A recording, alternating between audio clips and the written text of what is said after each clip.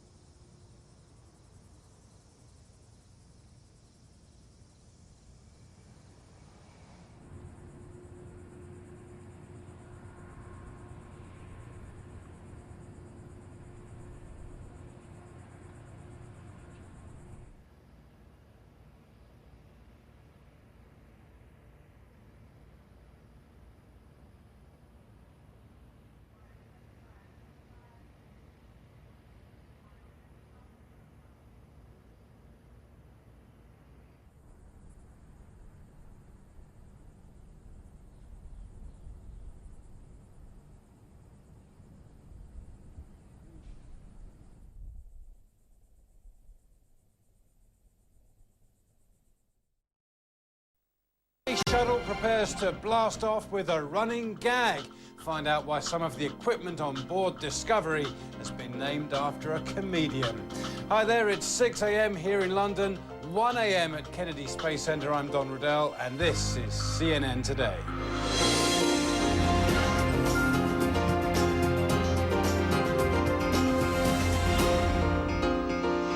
Discovery is fueled and ready for its 13-day voyage to the International Space Station. The shuttle is due to take off in less than half an hour with 7 astronauts on board, 6 Americans and a Swede. They'll be delivering a big load of equipment to the space station, and we're keeping an eye on the launch pad, and we'll go live to the Kennedy Space Center for the blast off. A lot of planning has gone into the launch, but of course it all depends on the weather. Jennifer Delgado is keeping a lookout for us at the International Weather Center. Hi, Jen, is it going to go? Hi, Don. Well, it looks like the problem is we do have some storms. I can point them out for you right now on the radar, and you can see mainly they're offshore, but they're certainly affecting the Cape Canaveral area, so we are seeing those showers and thunderstorms. They have weakened a bit over the last several hours, but there's still rain in the forecast. Now, I did check ahead for tomorrow. It looks like the weather should be nice for tomorrow if we have to move to tomorrow, but we'd like to go for today. Now, we're going to talk more about the...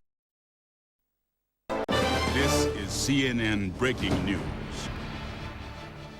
Now, the last space shuttle launch was delayed 5 times before it eventually got off the ground. It did, of course, go in the end, heading up towards the International Space Station. The next launch was due to take place today, but as we've been hearing from John Zarella, it's not going either. John, what's happening?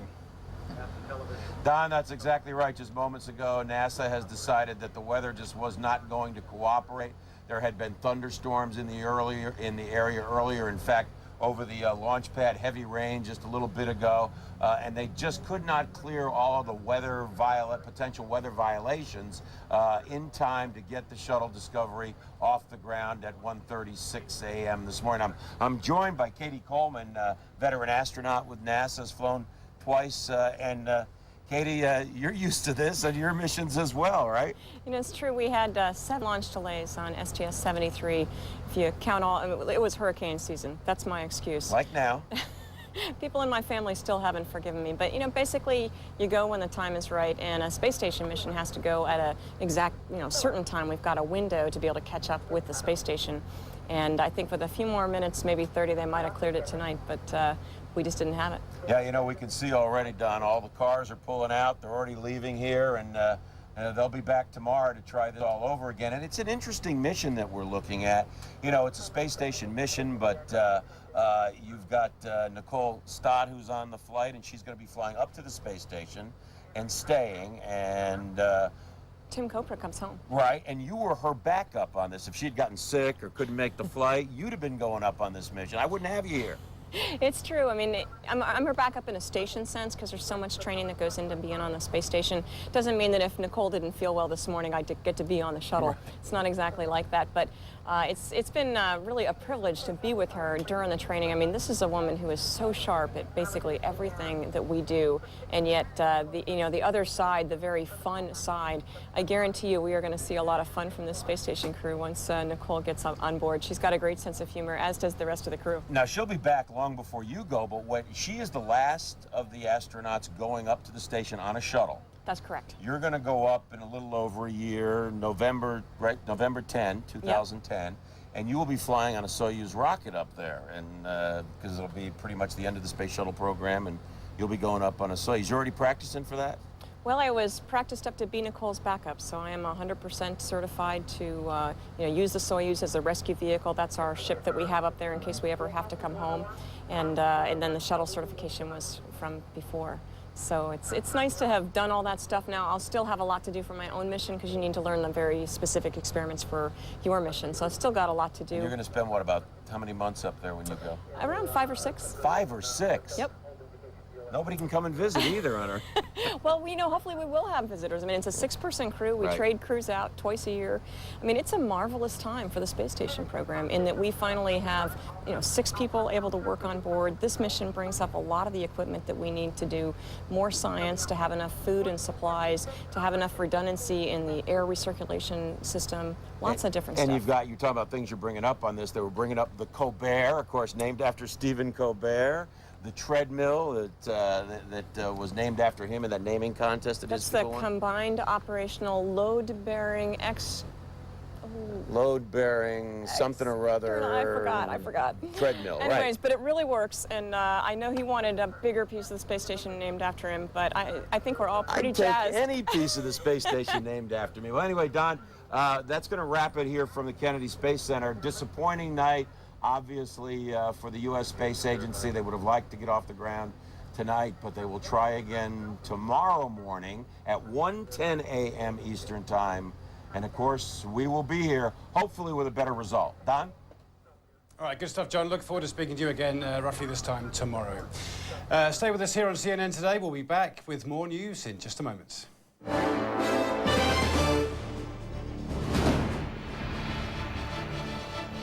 Raumfähre in Cape Canaveral wegen schlechten Wetters um einen Tag verschoben. Die Discovery sollte mit 7 Astronauten ins All starten und zur internationalen Raumstation ISS fliegen. Die Crew war bereits an Bord der Raumfähre gegangen. Einer der Astronauten ist der Schwede Vogelsang. Er will für die Europäische Weltraumorganisation ESA mit zur ISS fliegen. Die Back on the NASA pictures from just over an hour ago, heavy rain pouring out at the launch site. You could see that rain just coming down on the camera lens, and it did clear up before the actual scheduled liftoff time, but not quick enough for them to clear what they call their launch commit criteria. There were too many violations for lightning within 20 miles of the launch pad, thunderstorms within 20 miles of the launch pad, weather violations within 20 miles of the landing site. So it just wasn't going to happen. So this 13-day mission to the International Space Station, resupply, bring up new equipment, it's going to be on a 24-hour delay. And they will try again tomorrow morning, a little bit earlier this time, a 30-minute slip earlier. So about 1:10 Eastern Time, NASA will again try to launch. And tomorrow's weather is expected to be pretty good, about a 70% chance of good weather for launch tomorrow night or early Wednesday morning. But today was supposed to be 80% chance of good weather, and we see how that worked out. So, Don, you just never know in Florida. The vehicle was perfect, no technical issues. They were ready to go. As you said, keys were in the ignition. They just couldn't get by the weather hurdles this evening. Don? All right, John, well, the last one, they had 5 aborted attempts, didn't they? So 5. These guys will get off eventually. Yep, well, 5. We'll keep our fingers crossed, John, and we'll speak to you again tomorrow. Thunderstorms delayed the first launch attempt, which was set for early on Tuesday. Discovery is bound for the International Space Station. On board will be 7 astronauts and thousands of pounds of supplies. Jennifer Delgado is watching that for us from the International Weather Center.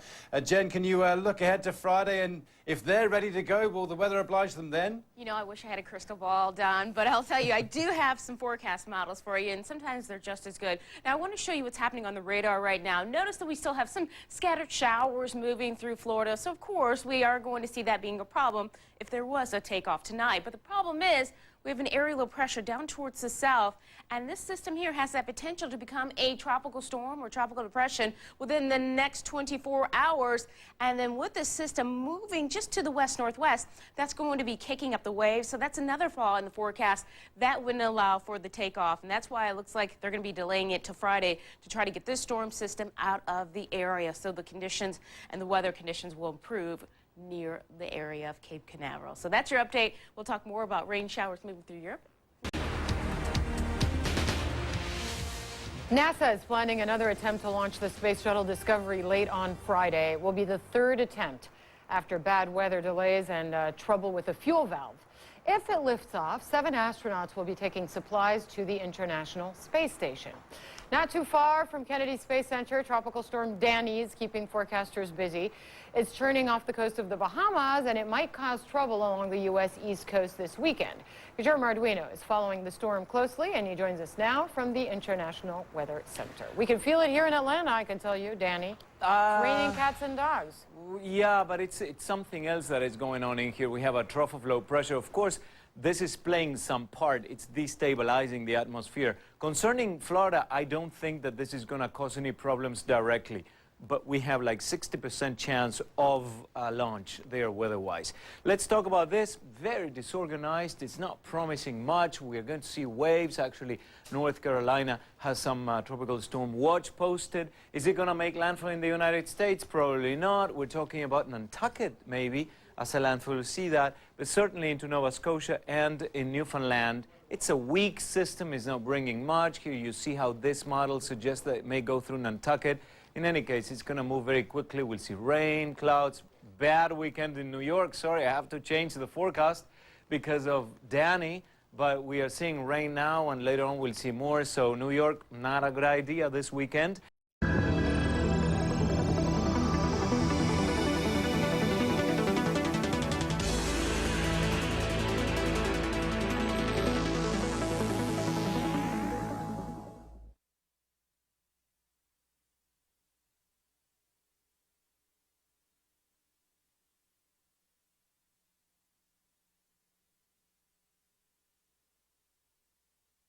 Space Shuttle Discovery is poised and ready for action this evening as launch controllers oversee their data here in Firing Room 4 at Kennedy Space Center's Launch Control Center.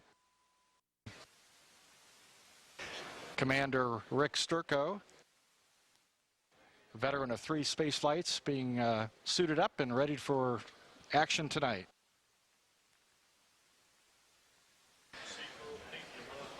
Pilot Kevin Ford is making his first space flight, giving a thumbs up.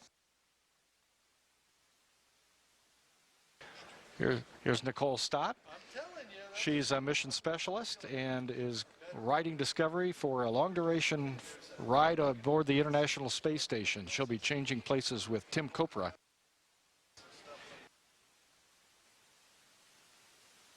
Mission Specialist 1, Patrick Forrester. He's a veteran of 2 space flights.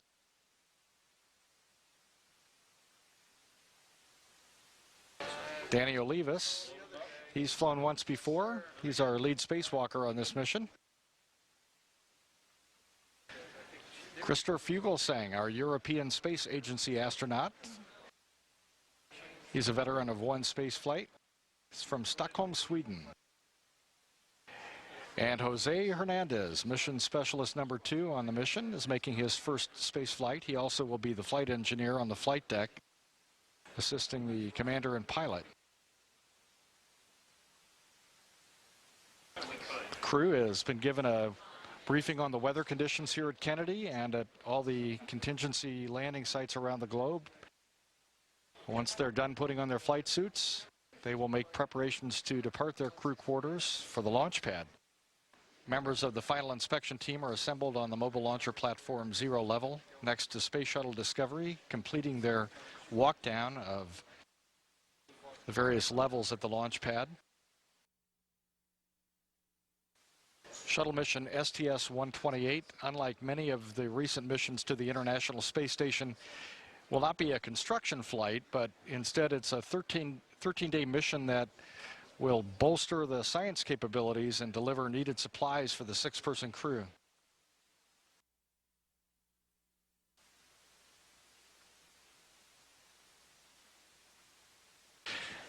Discovery is carrying science research racks, food, a new crew sleeping station, the new Colbert treadmill, and an atmospheric revitalization system, which is an air purification system that includes a second carbon dioxide removal system.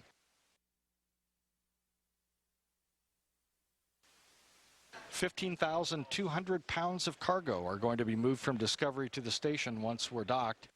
The astronauts will use Canadarm2, the space station robotic arm, to lift the Leonardo multi-purpose logistics module out of Discovery's payload bay and install it onto the Harmony Node 2 module. And then the crew will open the hatches and move the racks from Leonardo over to the space station, and ultimately they'll use the station arm to put Leonardo back into Discovery's payload bay.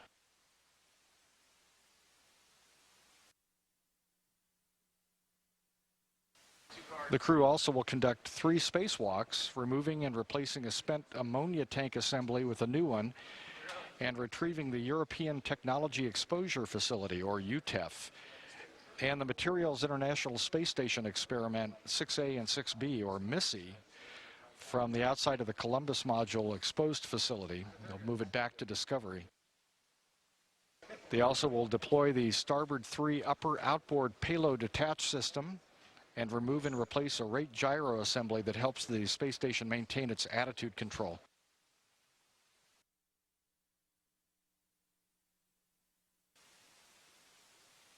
STS-128 is the last scheduled crew rotation using the Space Shuttle.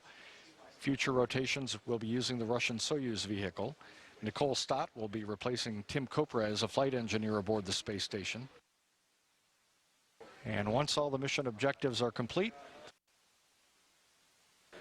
on Tuesday, September 8th, at 3:27 in the afternoon, pilot Kevin Ford will undock Discovery from the space station. And then Commander Rick Storko will guide the shuttle back to a planned Kennedy Space Center landing at 7:09 p.m. Thursday, September 10th. Just a couple of minutes away from Discovery's astronauts walking out of crew quarters. And here they come down the hallway, and they'll wave to the camera. Big smiles on their faces. Tonight may be the night. Management astronauts Jerry Ross, Steve Lindsay, Brent Jett accompanying the crew as they make their way aboard the elevator.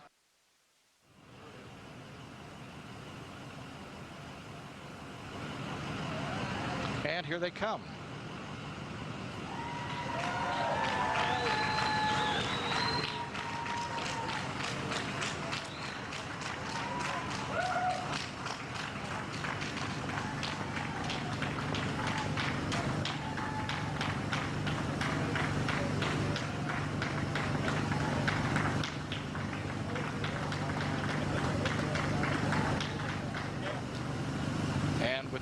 Discovery safely aboard, the Astrovan pulls away from the operations and checkout building. And the convoy will make its way to launch pad 39A, where Space Shuttle Discovery awaits.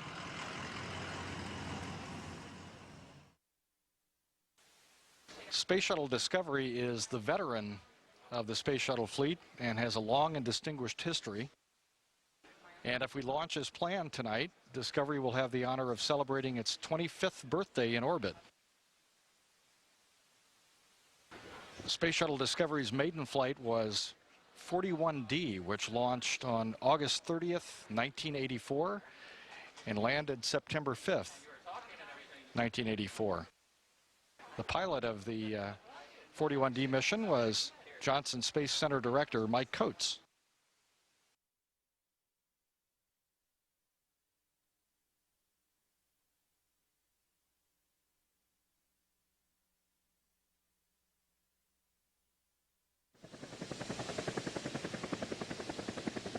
And the crew has ridden up the elevator and are being greeted by members of the closeout crew. We're very pleased to be joined this evening by a Space Shuttle veteran, Katie Coleman, who flew 2 Space Shuttle flights and is in training for a long-duration space station mission. Welcome again, Katie. It's great to be here.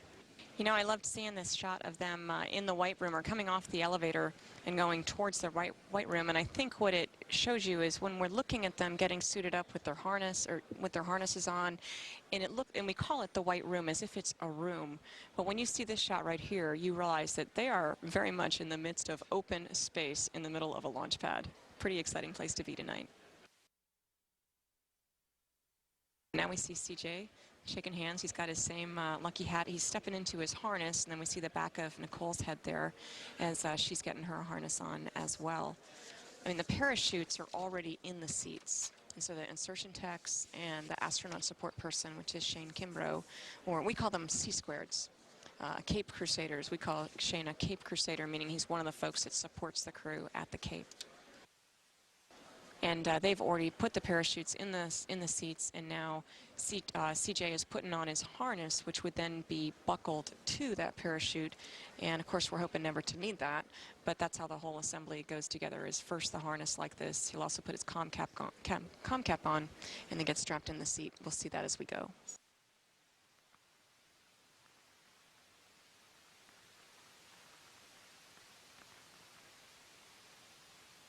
Now you can see CJ climbing in. It's actually quite a feat to do this in the vertical. You know, so you have to think about your cockpit in an airliner, but now it's 90 degrees on its back, pointed straight up, and climbing in here without banging switches, which is really quite important, is actually physically tough to do. And you can, in a hurry, get yourself real hot and sweaty, which you don't really want to do because then you'll be cold. So you just kind of have to take it slow and be careful and methodical, and that's what CJ's doing.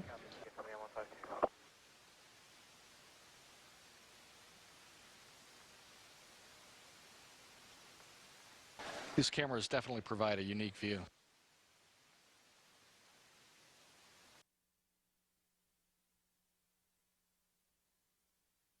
There's Nicole. Final message, I would imagine, to her family. And I think Nicole is ready to go. Most of these folks on this crew, or actually everyone but Nicole, is going for, you know, about a 2-week journey, whereas Nicole is off for a few months until the next shuttle picks her up. Yeah, I'm sure she's anxious to get it underway. And she's climbing through the hatch. The liquid sensor checks are complete. I believe that's 622. Copy, 622 complete. Now you've got a view of the mid-deck. This is literally downstairs of the shuttle. OVCC. MS5 on board at this time. MS5, 0039 GMT.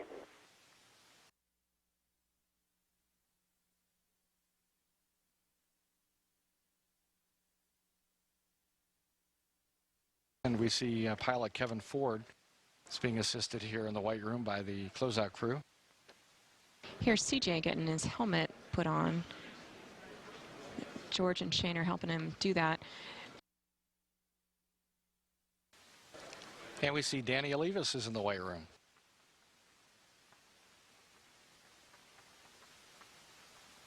APC, you can show 664. And it looks like Kevin's getting pretty close to boarding. QC copies. I guess each of the crews got some sign that means something to somebody or somebody in their family. I think it's kind of neat to be able to send a message personally that way. Yeah.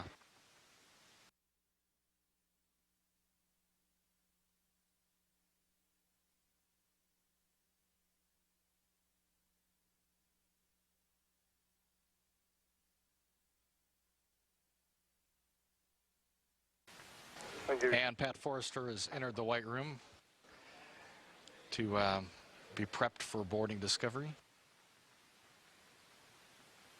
You notice that Pat and Danny are hooked up to cooling there, and that's because they know that basically they're going to have to finish everything up with both Nicole. CJ's done because he's done his comm checks, so we know that CJ's done, but Nicole and Kevin. And so here comes Danny. He's climbing in.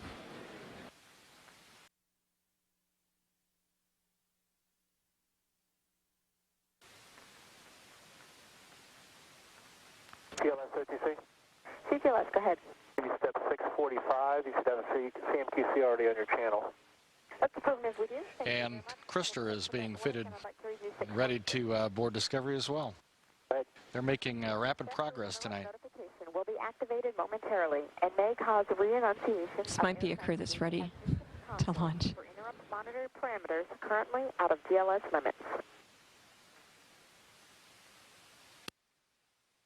So now we have a view of the flight deck, a different kind of view, where basically to our right is Commander Rickster Cow, CJ, and to the left you see the shoulder of Kevin. And now it's as if we are perched on the windshield, literally looking straight down the nose of the orbiter. And so you're seeing Pat on the left, sort of in the back there, getting strapped in. And then right above George, you know, the bright lights there, those are windows up there, and those windows are actually the ones that you see us looking out of when we're up in space. And the bright lights that are coming in are those xenons that are on the pad. So the pad itself is very well lit. It actually makes it hard for this camera to capture everything. Like, it looks, you know, kind of dark for CJ and Kevin, but you notice in the back it's quite bright. Now we see Jose. Yeah, a big wave.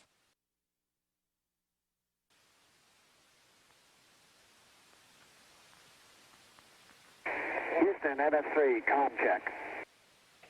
MS3, Houston, I read you loud and clear. Good evening, Danny. Good evening, Eric. I got you loud and clear.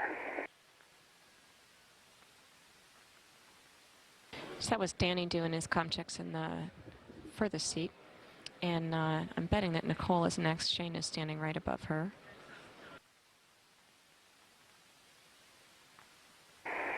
OTC, NS5, comm check.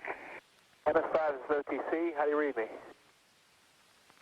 Good evening, John. I got you loud and clear. And good evening, Nicole. I read you loud and clear also. So now you see Jose climbing in. There's George climbing around on one side to be able to help him get in the right place. That's 4107. 0107. Copy. Thank you.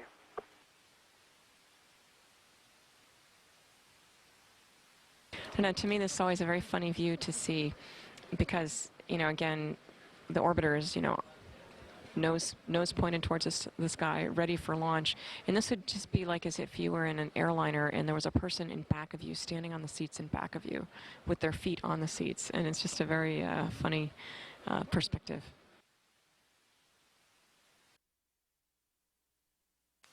Discovery, OTC, comm checks on air to ground 1. CDR, loud and clear. PLP. MS1. MS2. MS3. MS4. NS5.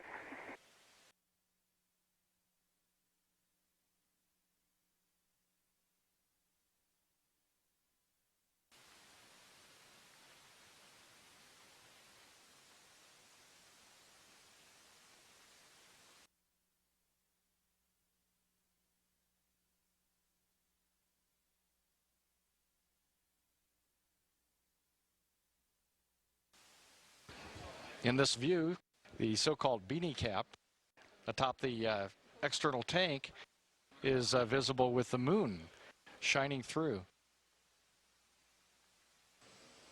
And attention on the net, this is CNTD performing the launch status checks. Verify ready to resume count and go for launch. OTC. OTC, go. TBC. TBC, go. TTC. TTC, go. LPS. LPS is go. Houston flight. Houston flight is go. Mila. Milo's go. STM. STM's go. Safety console. Safety's go. SPE. SP is go. LRD. LRD is go. SRO. SRO's go. And CDR. CDR is go. And launch director NTD. Launch director, go ahead. Yes, sir. At this time, I can give you step 1126. Our launch team is ready to proceed. We are tracking no constraints. All right, copy that. I'll conduct my poll. KSC Processing, Chief Engineer, verify no constraints to launch. No constraints. Copy, thank you, Steve. KSC Shuttle, Safety Mission Assurance. KSC Safety and Mission Assurance is ready to go, Pete. Copy, thanks, Mark. KSC Payload Launch Manager. Pete, the ISS ground processing team's ready to go. Copy that, thanks, Bill. Range weather. Weather has no constraints for launch. Thank you, Kathy. And Ops Manager. Let's see, Pete, we're looking good at concur. We've got no constraints, no issues here from the MMT. You are go to launch. Copy that. Thanks, Mike. Discovery, Launch Director. Discovery, go ahead, sir. Well, CJ, the vehicle's clean and the teams are go. And this time Mother Nature is cooperating, so it looks like third time really is the charm. We wish you and your team good luck and Godspeed. Thanks, Pete. On behalf of the crew of Discovery, thanks to everyone who helped prepare for this mission. Let's go step up the science on the International Space Station. At NTD Launch Director, you do have a go to launch Discovery. And I copy that, launch director.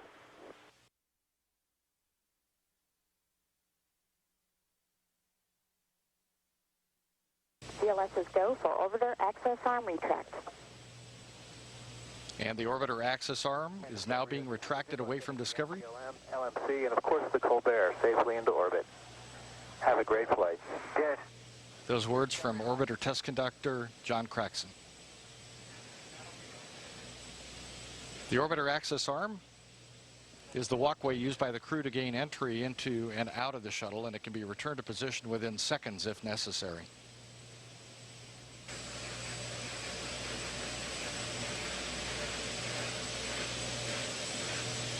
T-minus 4 minutes and counting. CLS is go for purge sequence 4. The final helium purge of the 3 main engines is underway in preparation for main engine start. And a final test of the flight control surfaces is now being conducted. It's a pre-programmed pattern of movements designed to verify the readiness for launch of the flight control surfaces, the elevons, speed brakes, and rudder. T-minus 3 minutes, 25 seconds and counting. Final aero surface checks are complete, and Discovery's 3 main engines will be gimbaled through a pre-programmed series of maneuvers as a final test before launch.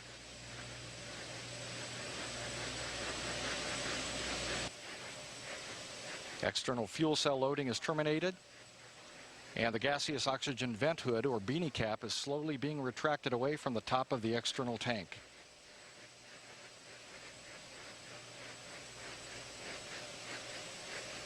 OTC, PLT, caution warm memory clear, no unexpected errors. Copy and Discovery OTC, close and lock your visors, initiate O2 flow.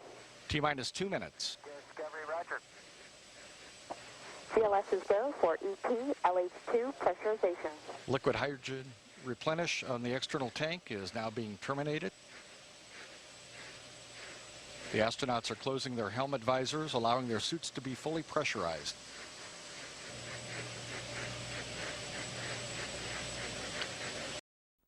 Live coverage. The Space Shuttle Discovery just a minute or so away from blasting off to the International Space Station from Kennedy Space Center. You're looking at live pictures of the shuttle. They're on launch pad 39A, a lovely sight tonight as the shuttle is about to blast off. This flight has been on hold since Tuesday. That's after back-to-back delays due to weather on Tuesday, and then on Wednesday, a sensor issue with the fuel valve to help them keep fit. 38 seconds so there we counting. are, 38 seconds we just Coming heard up on him a go say. for Let's auto just sequence listen start in at to T-minus NASA now. 31 seconds. CLS is go for auto sequence start. And we have a go for auto sequence start. Discovery's onboard computers have primary control of all the vehicle's critical functions. T-minus 20 seconds. T-minus 15 seconds. The sound main engine start. And we have main engine start. 2, 1. Booster ignition and liftoff of Discovery, celebrating its 25th birthday by racking up science and supplies to the space station. Houston now controlling the midnight ride of Rick Sturckow and his crew to the International Space Station. Discovery rolling on to the proper alignment for its 8.5-minute ride to orbit. 4.5 million pounds of hardware and humans taking aim on the International Outpost.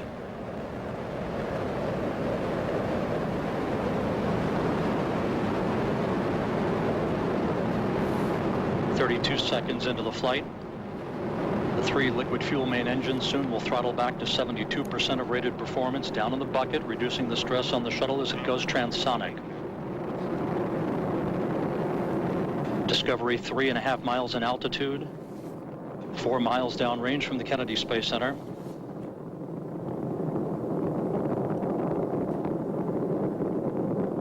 Standing by for the throttle up call now from Capcom Eric Bowe. Discovery. Cap, still at throttle up. The throttle up call acknowledged by Commander Rick Sturckow, joined on the flight deck by pilot Kevin Ford, flight engineer Jose Hernandez, and Pat Forrester.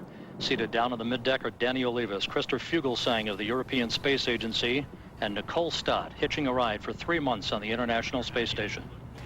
There you have it. The Space Shuttle Discovery, third time is the charm after 2 scrubs earlier this week. Discovery flies tonight just after midnight, and you heard NASA there from Houston talking about the astronauts there on board, 7 of them, and one of them, Jose Hernandez, will be tweeting from outer space in both Spanish and English. Discovery on a 13-day mission to resupply the International Space Station.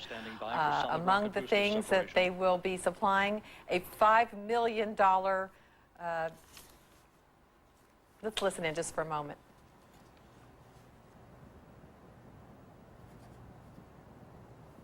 Booster officer confirms staging a good solid rocket booster separation. Guidance now converging. The onboard computers steering the shuttle for its precise path to the International Space Station.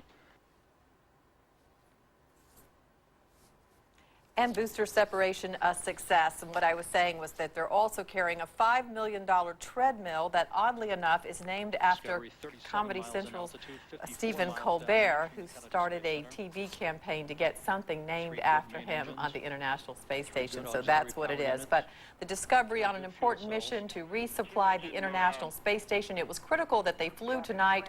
They had until Sunday, and after that there would have been a backup of launches, Japan and Russia set to launch to go to the International Space Station, so it was important that NASA get this launch off by Sunday, and they did so tonight. A spectacular nighttime launch there at Kennedy Space Center, and we will bring you more about the mission live from Kennedy Space Center with our John Zarella in just a few minutes.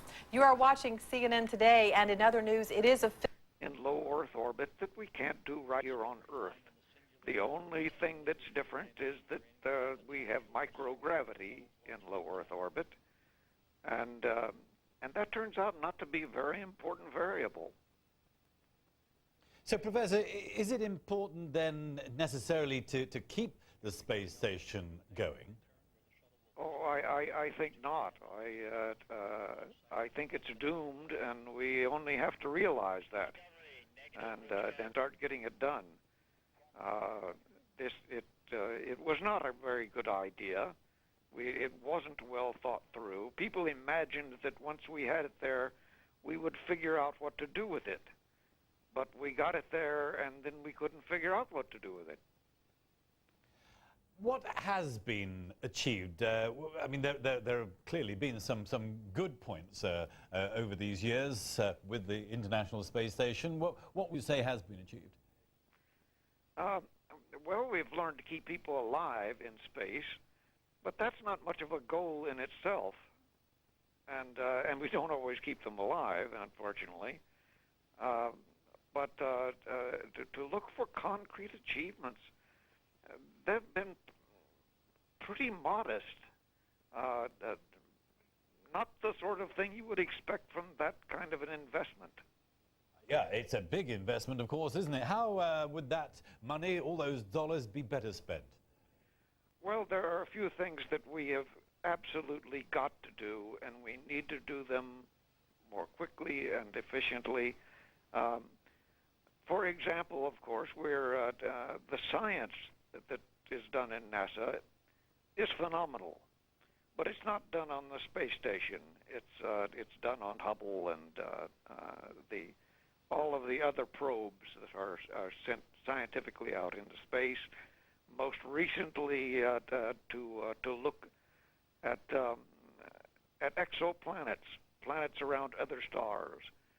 This is the great discovery of the century we're in now. Right at the start of the century, we discovered that there are lots of planets around lots of stars, and that's where we're going to be going.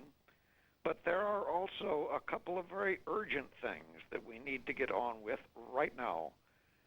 We need to be tracking every Earth-crossing object, that is all of the asteroids, comets that might cross Earth's orbit, and there are a lot of them. But what we need to do is, let me say, the laws of celestial mechanics are sufficiently rigid that once we plot the trajectory of an Earth-crossing object, we can figure out where it's going to be far into the future. And we need to protect Earth to find out if one of these is going to collide with us. They've done it before and wiped out all life on Earth. Well, we can do a lot of things now that couldn't be done back then. We weren't around. So we need to do that. We need to find out where they are, plot their orbits, calculate any possible accidents, and start taking steps to avoid that. It can be done. That's one of the amazing things about this period in the history of Earth. Some intriguing thoughts from you, Professor Robert Park from the University of Maryland. Many thanks indeed for that as we finish off looking at those pictures of the Space Shuttle launch, a successful launch from NASA on the 33rd nighttime shuttle liftoff to the International Space Station there for a 13-day mission. Discovery and its crew, 700 miles downrange from the Kennedy Space Center, 40 seconds of powered flight remaining. Joins me now from the launch site. Nothing like a nighttime launch there, John. I tell you what, Natalie, it really illuminates the sky here. You can probably hear that helicopter. They'll be out of here in a second, taking off. They come here, and right after every launch, they drop off some film, pick up some people, so they're out of here now. Good. You can hear me. And yeah, the shuttle well on its way. They're actually in orbit now. They just had main engine cutoff, and I'm joined by Katie Coleman, astronaut, veteran of 2 space flights, and it never gets old, Katie. And right now they're in space, right? They're there. Absolutely, main engine cutoff, and everything is floating. And you were listening to the NASA TV commentators. Everything went fine. Nothing off nominal that I could hear, and it was a beautiful sight. So what's going on now up there? What's the crew doing? Are they still just strapped in, sitting there? I would think so. A couple of them are starting to get unstrapped. The 2 pilots will be in the front seat. They'll stay in, as well as Jose, and they'll be keeping their eye out on the upcoming burn that they might have to do. And the folks downstairs are actually probably floating up and taking pictures. On this launch, they might not have enough light to take pictures, but still, the folks who aren't going to participate in the burn will be floating around and beginning to see what it's like to live in a microgravity environment. The first-time flyers, it's different, right? It's new. When you were your first flight, it's got to be some experience. You know, it's a magical thing. All of a sudden, when the engines stop and everything just floats, and the first thing you have to do is take that helmet off and put it in a bag that's waving around, and just you look around, and there's lots of things that weren't tied down that suddenly are just kind of floating around, and it's pretty amazing. Real quickly, Nicole Stott, right? She is going to be staying on the International Space Station. You were actually her backup on this if something had happened. And then a year from now, you're going to be going up, but not on a shuttle. This is the last person going up on a shuttle. You'll be going to the International Space Station on a Soyuz rocket, right? For about a 6-month stay. I can't wait. And Nicole promised to tell me all about it. It's so wonderful to see her on her way today. And you know, on the shuttle we've got 2 new science racks. They've got a crew of 6 up there, international crew of 6 from all over the world with lots to do. We've got the treadmill to keep them healthy, which is, you know, really part of being able to come home in one piece, a really essential part. Katie, thanks so much for taking some time to be with us tonight. And Natalie, again, the shuttle, it's a 7-member crew on its way. They're in orbit. They're on their way to a rendezvous with the International Space Station. Natalie? All right, John Zarella for us live there from Kennedy Space Center. And another Kennedy will be buried in Arlington National Cemetery today. But first, mourners will attend the funeral in Boston for Senator Edward Kennedy. In attendance will be the current and 3 former U.S. presidents, several international leaders, and dozens of his Senate colleagues. Friday night at the Kennedy Presidential Library in Boston, an emotional memorial service played out for the man known as the Senate's liberal lion. Kennedy died Tuesday at 77 after a 15-month battle with brain cancer. An estimated 45,000 people filed past his casket in the 2 days before the service. He was remembered as a gifted legislator who left his mark on nearly every important law passed in the last 50 years. His death was not unlike his life, as we all know, overcoming pain and loss with a sense of dignity and pride that is amazing. He met his death on the same brave, generous terms that he lived his life. Kennedy's niece, the daughter of President John F. Kennedy, spoke of the funeral procession on Friday. As we drove through the Boston that he loved and saw the thousands of people who loved him back, I realized that it was our final history trip together. Now Teddy has become a part of history, and we have become the ones who have to do all the things he would have done for us, for each other, and for our country. Kennedy will be buried near his assassinated brothers, President John F. Kennedy and Senator Robert Kennedy. T-minus 1 minute and counting.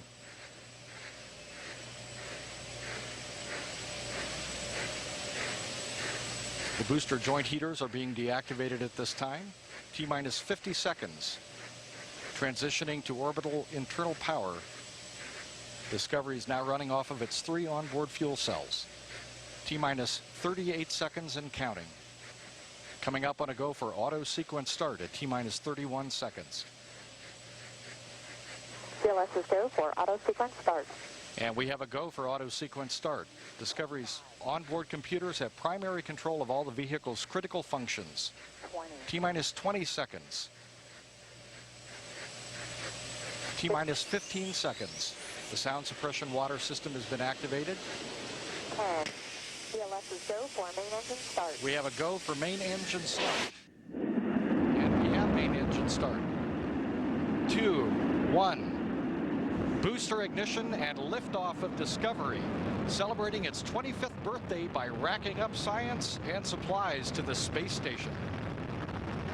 Houston now controlling the midnight ride of Rick Sturckow and his crew to the International Space Station. Discovery rolling on to the proper alignment for its 8.5-minute ride to orbit. 4.5 million pounds of hardware and humans taking aim on the International Outpost.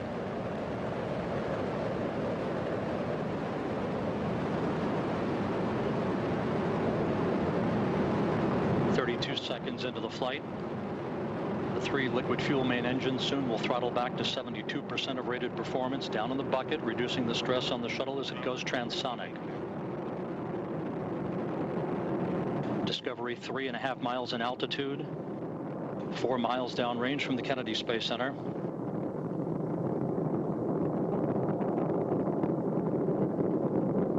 Standing by for the throttle up call now from Capcom Eric Bowe.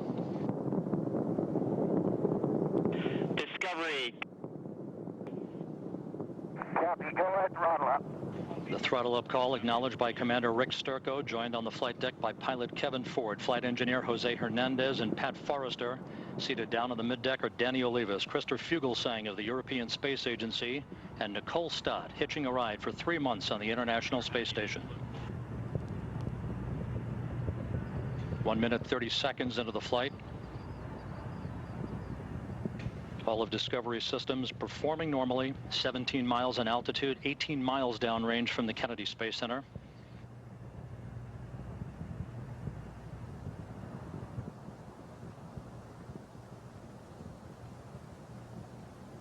One minute 50 seconds into the flight. Standing by for solid rocket booster separation.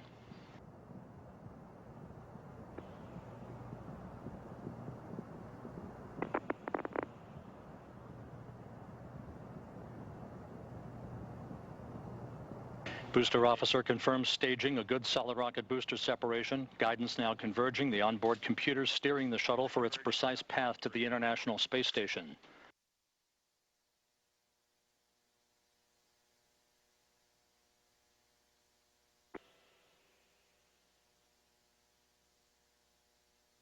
Discovery 37 miles in altitude, 54 miles downrange from the Kennedy Space Center. 3 good main engines. 3 good auxiliary power units, 3 good fuel cells. Discovery, 2-engine Maroon. Copy, 2-engine Maroon.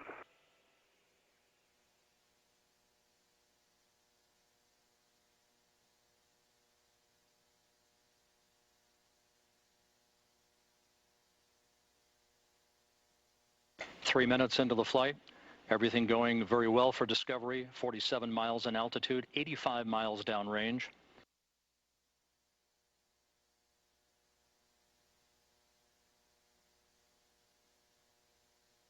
The orbital maneuvering system engines ignited. Discovery kicking on the afterburners for 1 minute 52 seconds, assisting the shuttle and its crew on their climb to orbit.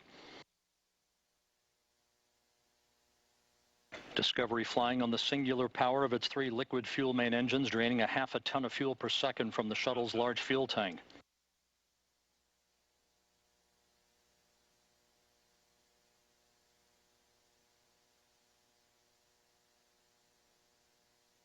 Discovery coming up on the point of negative return, where the shuttle will be too far downrange, too high in altitude to return to the launch site in the event of an engine failure. Discovery, negative return. Copy, Houston, negative return. Discovery speeding straight as an arrow on its night flight toward a date with the International Space Station Sunday night. 4 minutes, 8 seconds into the flight. Discovery 61 miles in altitude, 163 miles downrange from the Cape. All systems in great shape.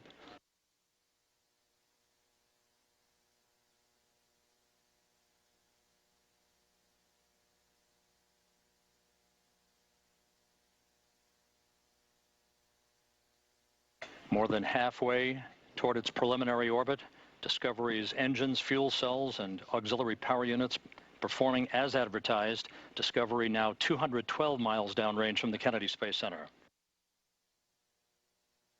The Environmental Systems Officer reports the activation of a good flash evaporator system providing cooling for Discovery's avionics until the payload bay doors are open an hour and a half into the flight. 5 minutes into the ascent toward orbit. This view from a camera on the external fuel tank.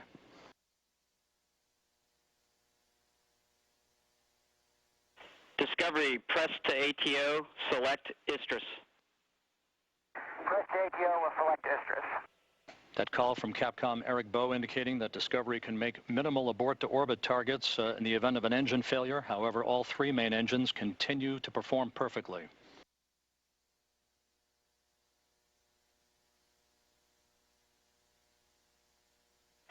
Discovery, single engine, ops 3. Copy, single engine, ops 3. Discovery now 336 miles downrange from the Kennedy Space Center, coming up on the 6-minute mark into the flight. The guidance officer in Mission Control confirming that Discovery's computers have commanded the main engines to swivel again, enabling the shuttle to roll to a heads-up position above the fuel tank, gaining more favorable communications through the tracking and data relay satellite system as it heads uphill. Single engine, Istris, 104. Discovery, roger. And Discovery, press to MECO. Roger, press to MECO. That call from Capcom Eric Bowe indicating that Discovery can make normal main engine cutoff targets in the event of an engine failure. However, 6.5 minutes into the flight, all 3 main engines performing normally. Discovery now 466 miles downrange from the Kennedy Space Center. Less than 2 minutes of powered flight remaining.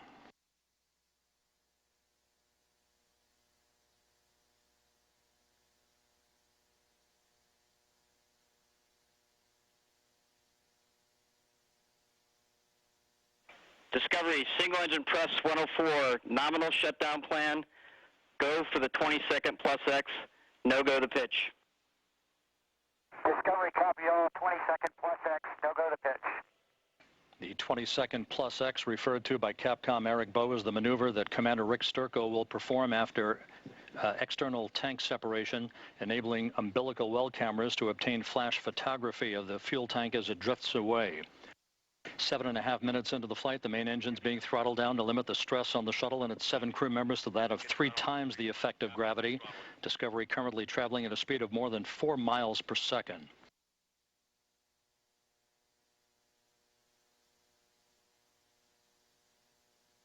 Discovery and its crew 700 miles downrange from the Kennedy Space Center. 40 seconds of powered flight remaining.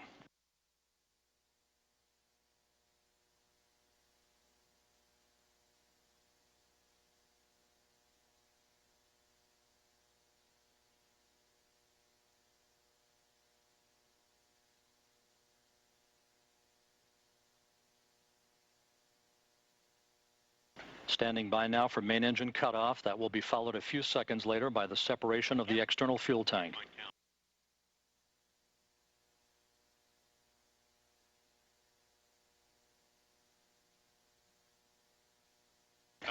Booster officer confirms a good main engine cutoff. Now standing by for external tank separation.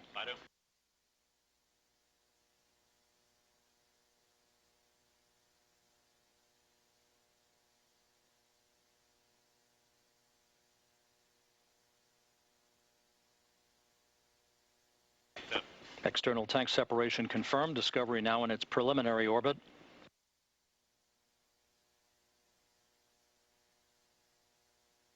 You can see the flash photography as Discovery fades away from the camera view. Good maneuver being commanded by Rick Sturco, maneuvering Discovery so that those cameras embedded in the umbilical well can perform that flash photography of the discarded external fuel tank. An uneventful ride to orbit for the Shuttle Discovery, 2 days shy of its 25th anniversary of its maiden flight, beginning a 13-day mission. Nominal MECO ohms 1 is not required. Discovery, roger. It's an extraordinary view of the moon, right behind the tail of Space Shuttle Discovery, as the shuttle orbits some 150 miles above the southern tip of Africa.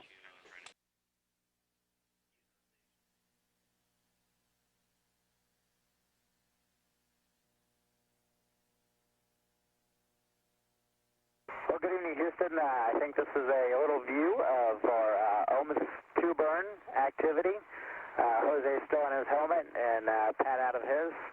And we're all just cleaning up our orbit so that we can be nice and stable. I'm lucky enough to be out of my helmet, and CJ's still in his.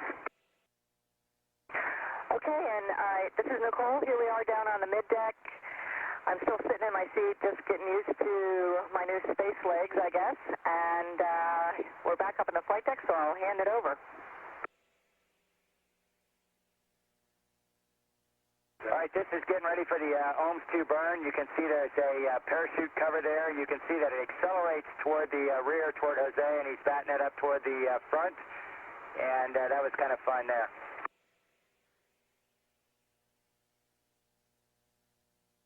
Kevin and CJ, after they had completed the burn.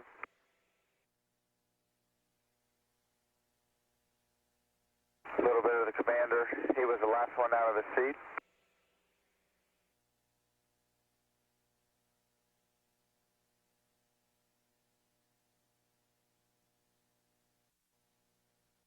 And there's a good shot of our PLT. This is Jose Hernandez adjusting to the 0G, as Kevin can show you there with the pencil, that we are really in space in a 0G environment.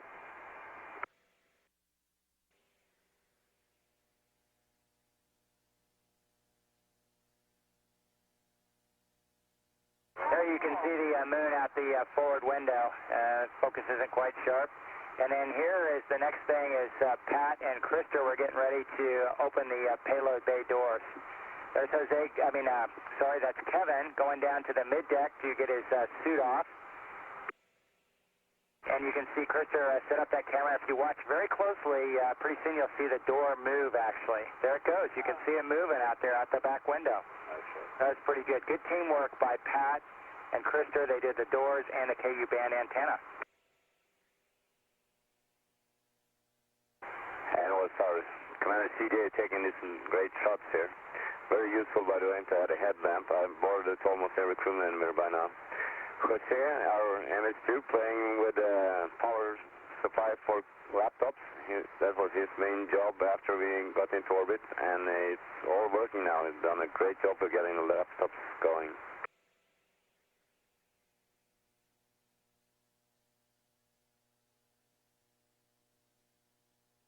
We always look for things coming out of the payload bay, especially when we first get to orbit. Just happened to notice one of the small buttons there that is used to help tack down the MLI in the payload bay.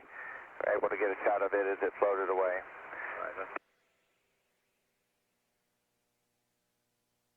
Down on the middeck, you can see things are pretty busy. There's a lot of bags and a lot of gear that needs to be unstowed and restowed.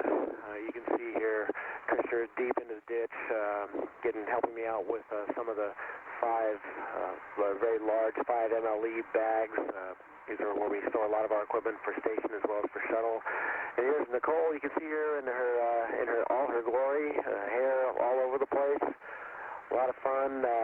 Again, it's a pretty busy place, the middeck, as we try and reconfigure this rocket into an on-orbit work platform. I had just gotten out of my suit and long underwear and had gone in there to pick up my clothes, get my socks on, and I'll be headed up to do some arm work, beginning to take the arm out of cradle and check it out for use tomorrow when we do the inspection.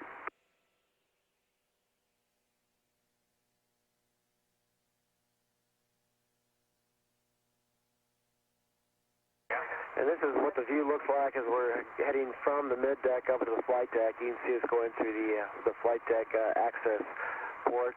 You see flight deck still busy with activity, again trying to get ourselves into a configuration for on-orbit operations. And there's our commander settling in after changing into our regular flows, and he's going to go ahead and basically take over while our commander goes and changes into working flows as well. So it looked like if you came down on our mid-deck, you can see that Danny and Nicole and Krister have been doing a great job of getting things squared away. Here's Krister and Danny putting away some of the seats, the mid-deck seats. There's all the personal hygiene kits laid out, and everything's really coming along nicely on the mid-deck. There I am coming down for the get my suit off. She came down here and had some drink bags that we had left over from Ascent. So Nicole and Danny were able to help me get out of my suits.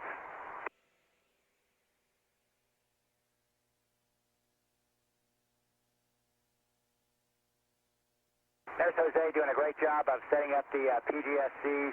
He got the stuff out of what we call a lightweight MAR. That's one of the computers. Here's Nicole doing the aft THC checkout. She also helped out with the smoke detection test, and she did a lot of payload stuff on the mid-deck and got the CSA-CP going. So we really appreciated having her jump in there and help out today. There's Danny getting the bogan arms set up for the photo TV that we're having the pleasure of viewing this video right now on. Since we have our inspections on flight day 2, we always try and get the arm out of cradle and checked out for the next day. So I ran through those procedures. And the last thing is Kevin was helping out, making sure we had everything done in the flight plan, and it looked really good. And here's Jose making a couple of calls on the air to grounds. So it was a great day to get all this set up. That's the end of the video, Houston, and we appreciate everybody.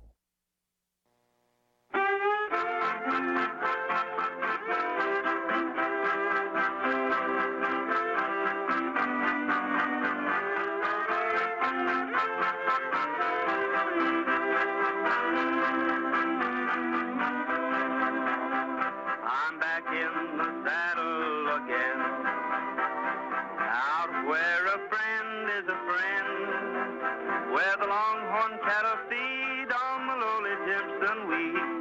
Back in the saddle again, riding the range once more, toting my old 44, where you sleep out every night and the only law is right.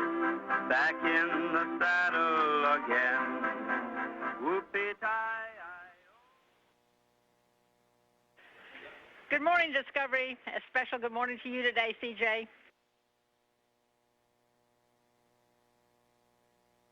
Good morning, Houston. It's great to be back in space, and we're looking forward to a great flight day 2. We're looking forward to flight day 2, and it's great to be working with you. While I have you, the execute package should be printing on board, and your go for Outlook. Copy all, and thanks to my wife, Michelle, and my kids, Emmy Beth and Travis Lee, for that song. Well, all of Mission Control appreciated it. And Discovery for Pat, you are go for OBSS on berth. Didn't work. We're getting underway now as pilot Kevin Ford and mission specialist Pat Forrester will be at the aft flight deck to begin the procedures to use the shuttle's robotic arm to maneuver the 50-foot-long shuttle arm over to the starboard sill of the orbiter and grapple and unberth the 50-foot-long boom extension known as the orbiter boom sensor system that is equipped with lasers and cameras to begin a 6.5-hour inspection day in which the boom will be used to scan the reinforced carbon-carbon on the leading edges of the shuttle's starboard wing, then its nose cap, and then over to the port side of the orbiter to paint a three-dimensional portrait of the heat protection shield on Discovery, another set of imagery data to be analyzed by the imagery experts here in Mission Control as they conduct their iterative analysis of Discovery's heat shield and how it fared the ride to orbit.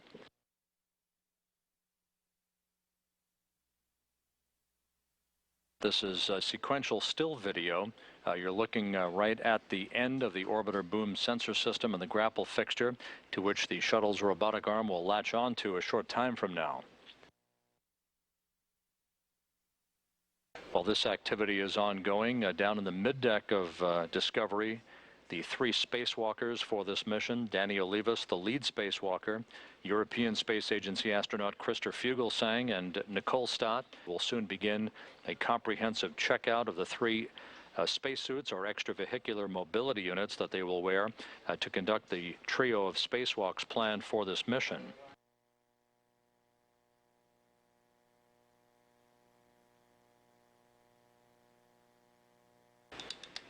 Taking a look now through the view of the laser dynamic range imager, one of the laser sensor packages at the end of the orbiter boom sensor system that is being calibrated right now by Kevin Ford, Pat Forrester, and Jose Hernandez at the outset of the inspection work that they will be conducting over the course of the rest of the afternoon into the mid-evening time frame.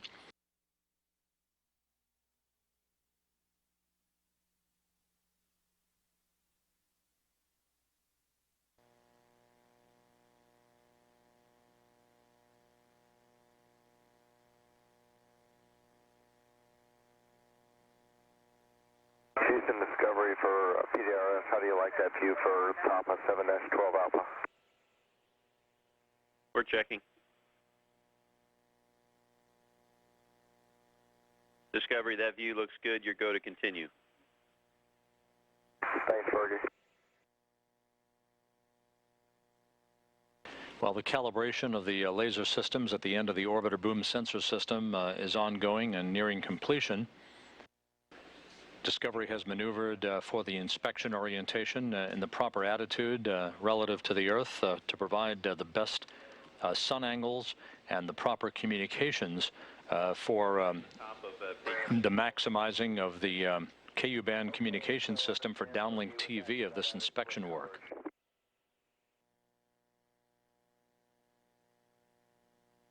And Houston, the recorders are started on the Nautilus 718. We're watching, thanks.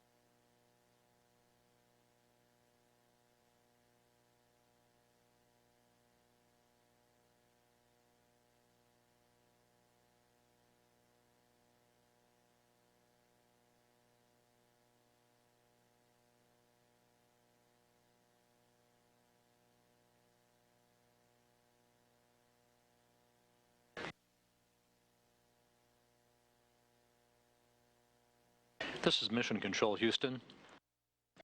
Inspection work is going very well. Once the starboard wing inspection is complete, the arm will be maneuvered back in front of the nose of the shuttle while the crew breaks for a midday meal. After that, the survey of the nose cap will begin, and the inspection will be completed with a survey of the port wing.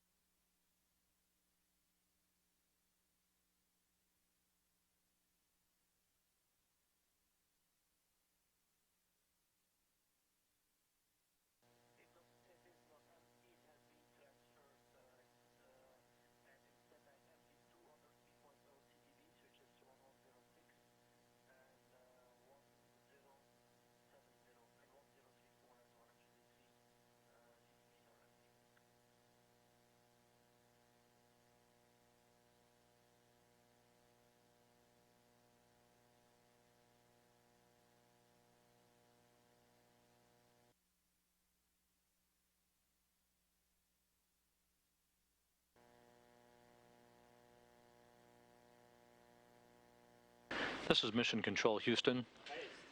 The inspection of the shuttle's nose cap is continuing by a trio of astronauts on board the orbiter. Kevin Ford, Pat Forrester, and Jose Hernandez. We're a little more than halfway through this procedure that will culminate with a survey of the reinforced carbon-carbon along the leading edge of the port wing of the orbiter before the orbiter boom sensor system boom extension is berthed back in its moorings on the starboard sill of the payload bay, with its job having been completed for this flight day's worth of inspection activity.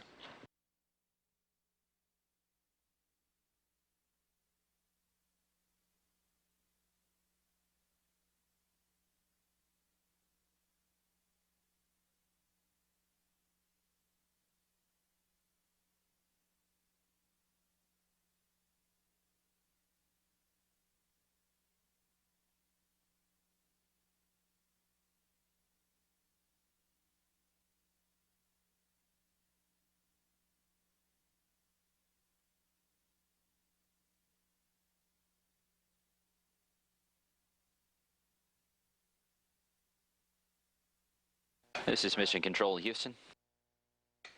As Ford, Forrester, and Hernandez continue the survey of the port wing using the orbiter boom sensor system, the rest of the crew is getting ready for all the mid-deck transfers that have to be done once Discovery docks with the International Space Station. Their Expedition 20 counterparts on board the station are mirroring those activities as well, getting everything ready to go on board the station that has to be put on board Discovery for the return home. During typical shuttle missions to the International Space Station, there's about a ton of supplies that are swapped back and forth between the shuttle and the International Space Station, but due to this multi-purpose logistics module, or Leonardo, that is down in Discovery's payload bay, there's just an enormous amount of equipment that is going to be transferred over to the station after tomorrow evening's docking. So there's quite a bit of inventory and coordination activities that are going on both the shuttle and the station at this time, in preparation for tomorrow and the subsequent days' activities that are coming up.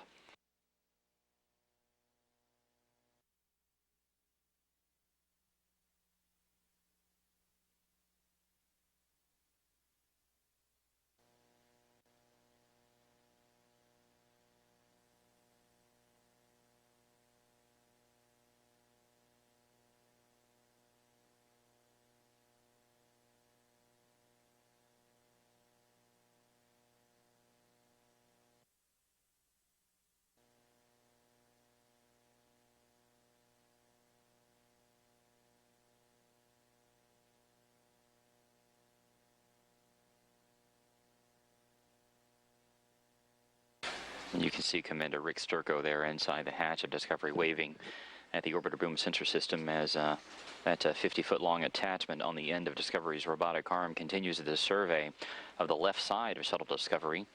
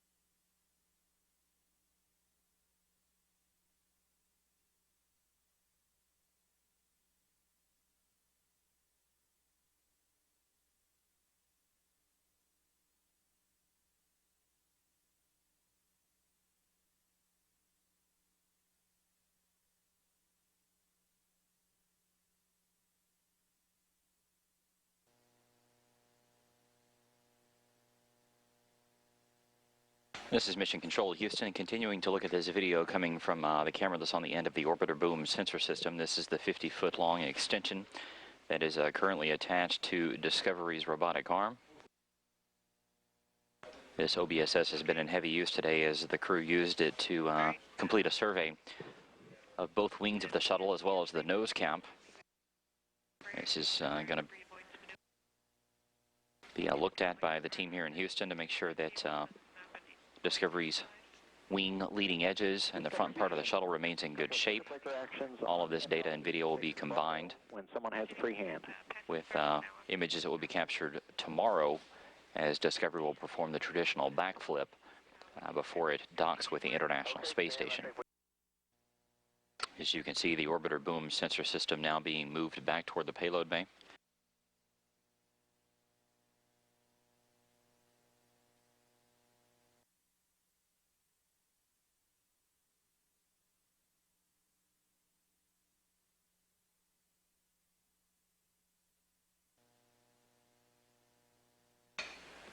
This a view inside Discovery's payload bay as the STS-128 crew gets ready to berth this orbiter boom sensor system. As you can see, it is now in motion toward its final position where it will be locked down for the remainder of the mission. It will be used toward the end of Discovery's flight, right before the crew comes home, to perform the late inspection, just make sure that everything remains in good shape. But the orbiter boom sensor system complete for the day, having looked at the port survey, the port wing survey, as well as the starboard wing as well. It also scanned the nose cap. All of that video and data is going to be looked at by the team here in Houston over the next few days. At 0015 and stopped at 0040. All 16 gaps were activated. There was no leakage or any anomalies detected. Copy. Thanks for that report.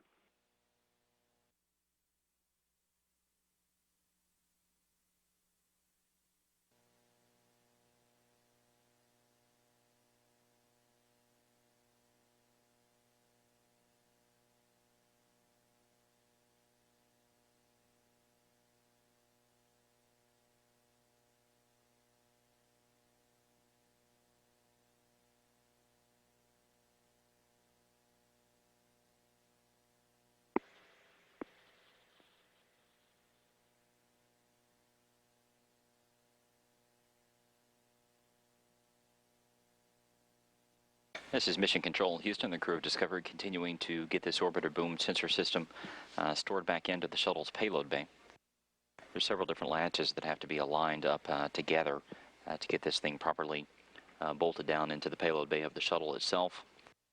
So the crew's backing it out a little bit to get everything lined up in parallel the way that it needs to be so that it can be secured as expected. And Discovery Houston with a recommendation for the berthing.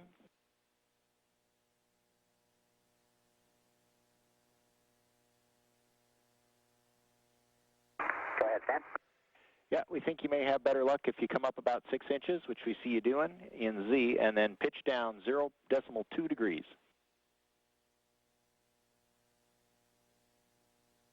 Okay, that's going to work. Thanks.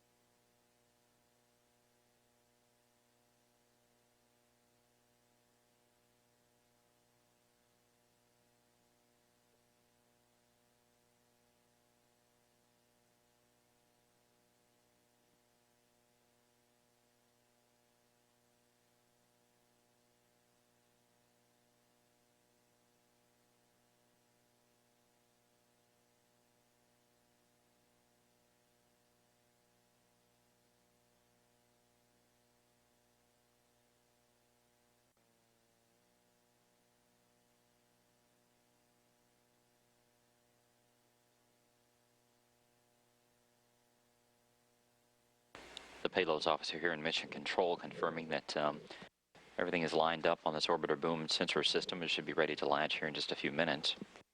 After that's done, Discovery's robotic arm will let go of the OBSS and will move back over to the left side of the shuttle.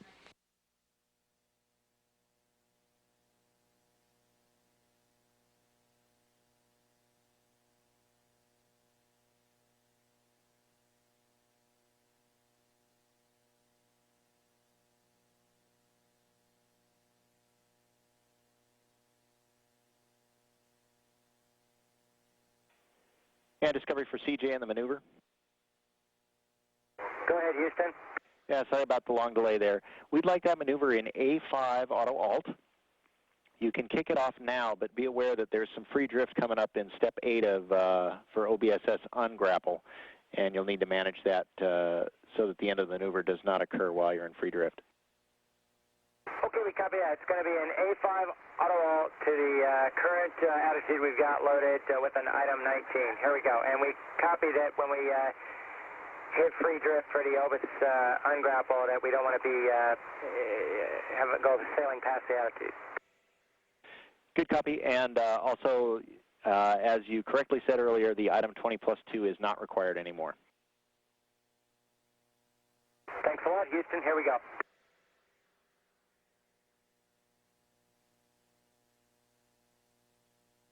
And Houston, so they said it's going to take them about a minute or so to get that ungrappled. We could either just sit right here, let them do it, or does it need to be in free drift the whole way when they're flying it over to free cradle? We don't think.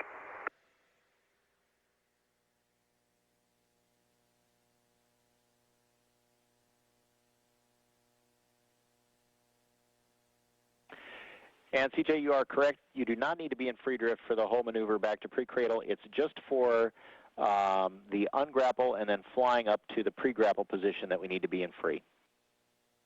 Okay, we're going to let them do that first, and then we'll kick off the maneuver in a minute or two. I think just that's the way it's going to work out.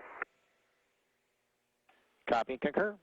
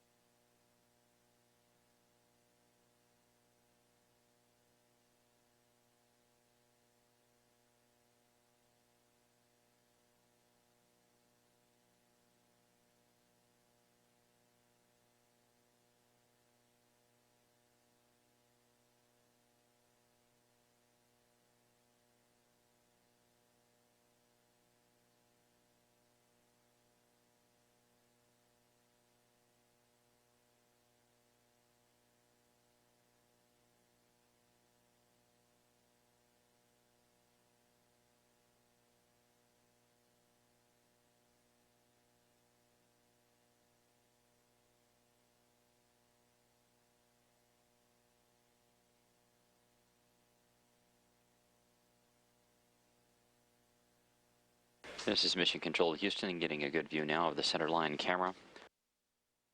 This has been successfully set up by the crew of Discovery in advance of tomorrow's rendezvous and docking with the station. This will serve as the crosshairs as Discovery closes in on the Harmony node and pressurized mating adapter number 2, which is where Discovery will be docked.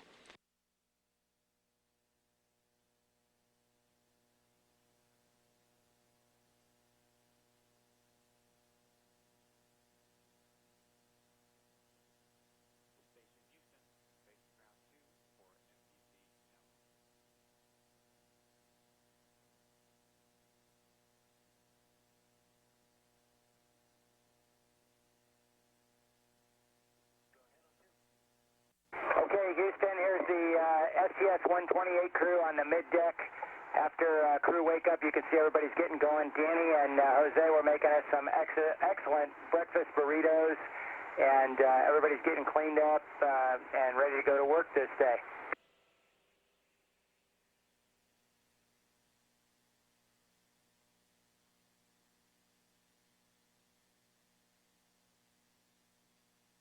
right, and now Jose's going to tell you about the NC2 burn we did.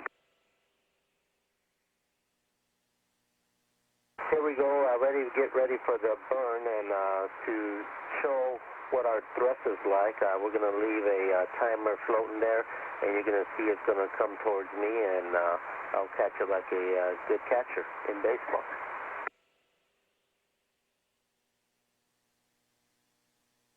Okay, CJ's getting ready for the burn, and there it goes. Oh, live. And he's out.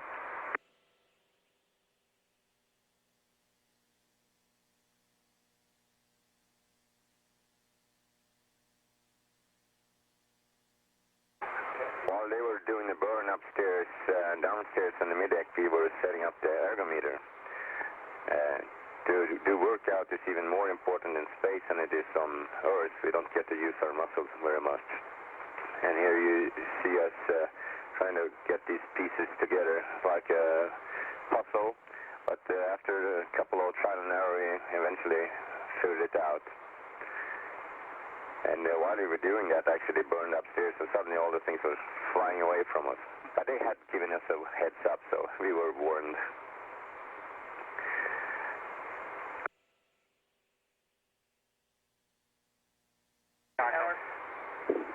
This, on the mid-deck, we have cleaned up now compared to yesterday. We had a lot of bags, things and that. Danny, chief of the mid-deck, got things really nicely cleaned out.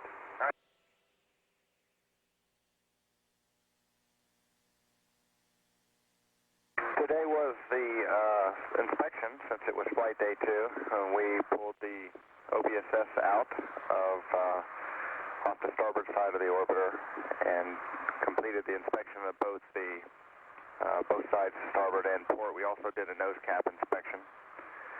We took turns playing R1 with the other two, helping with the scans and recording. It's a pretty full day. We start early in the morning, and it takes most of the day to get through it all. Then a lot of the work is done on the ground as they take all of our images and the data and begin to analyze it.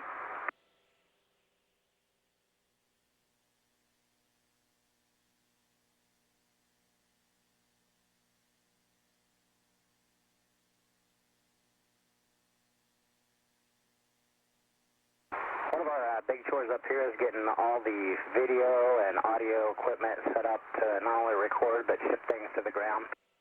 Lots of connections, lots of those are video converter boxes and power boxes, and there are just many of them, maybe 8 or 9 different ways to record things and ship stuff to the ground. And so we finally got that all together, I think, by the end of middle of today, and got everything we needed.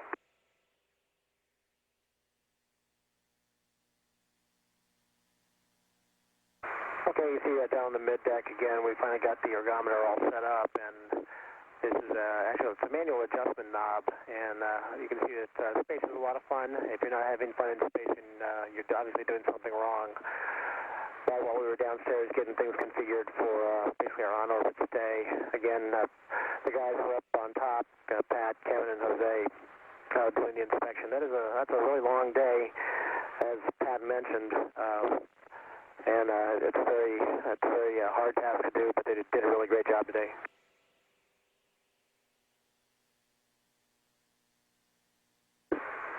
But as Christopher mentioned earlier, you know, we try and combat the issues associated with being in space. And you can see here CJ taking advantage of the work that we did with the ergometer. He was the first one to jump on it, and here he is working out.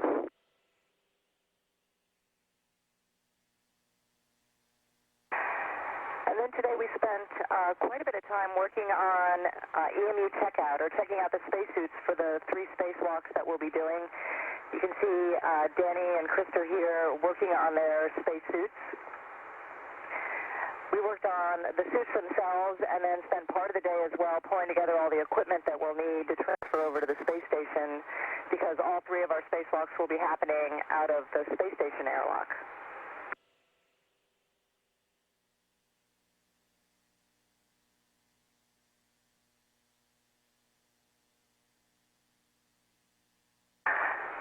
And here you can see Kevin up on the flight deck. We have quite a few windows that we have the opportunity to look out of. These are some of the video screens that we use for the robotics operations. And here's Kevin looking out the window. And in this task, he's working with the robotic arm and the big long boom that we have to work on the inspection and looking at clearance between the orbiter and the boom. And this is a really nice shot of the robotic arm attached to the boom. Here's Pat up on the flight deck and actually up where the pilot and the commander sit, looking out the windows.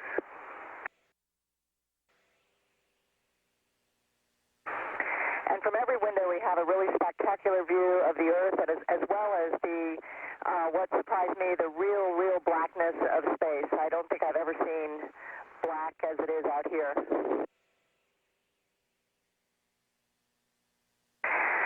And now here's CJ down on the mid-deck. One of the tasks that we do every day as far as maintenance goes is filter cleaning. We have to keep the air clean up here for both the systems as well as ourselves, and CJ has the vacuum working on the filters down here. And I got the opportunity as well to use the vacuum cleaner, and it's really very fun. Back into spaces that you don't normally see, just to make sure it's all clean.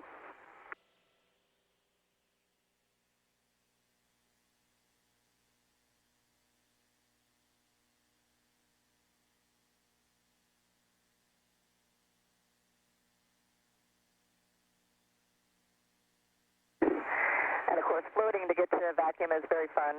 And here we have a shot out the window of sunrise, I believe.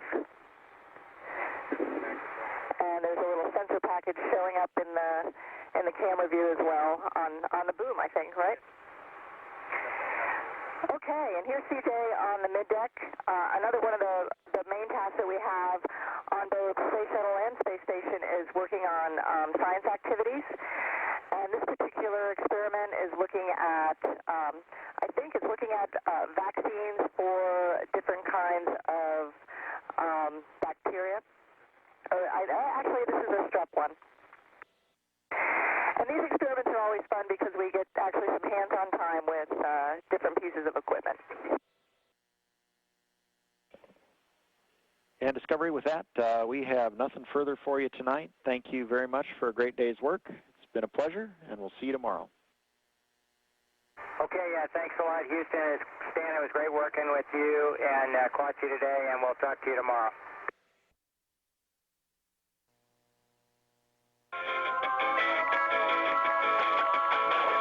The dream is fading now, I'm staring at the door. I know it's over cause my feet have hit the cold floor. Check my reflection, I ain't feeling what I see. It's no mystery. Whatever happened to a passion I could live for? What became of the flame that made me feel more? And when did I forget that I was made to love you? I was made to find you. I was made just for you, made to adore you. I was made to love and be loved by you. You were here before me, you were waiting on me, and you said you'd keep me, never would you leave me. I was made to love and be loved by you. Good morning, Discovery, and a special good morning to you today, Nicole. Good morning, Shannon, and good morning, Houston. Thank you so much for playing that song. And a special thanks to my son Roman for selecting that. Ginormous thanks to him, and big space hugs. That's one of our very special ones. And just wanted to let him know I love him more than anything. That song was Made to Love by Toby Mac, played for Mission Specialist Nicole Stott from her family and specifically from her son. And with that, the Discovery crew now awake, and we'll have a few hours of personal time before they begin with their activities today. That will have them joining the International Space Station crew to kick off 8 days of joint docked operations.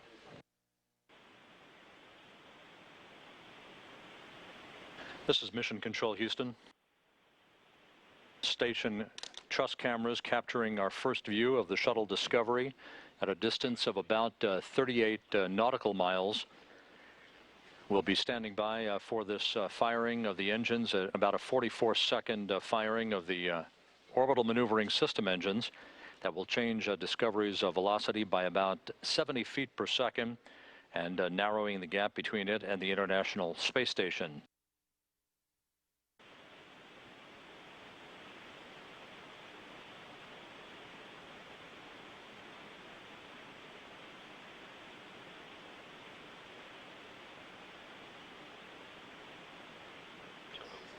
Good view from the station truss cameras as you saw the ignition of the orbital maneuvering system engines.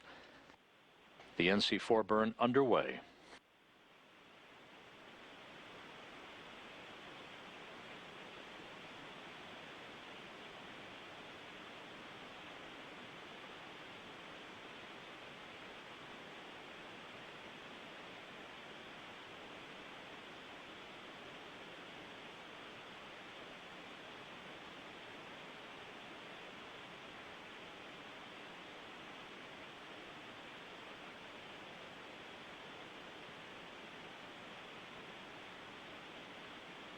Discovery, good burn, no further trim required.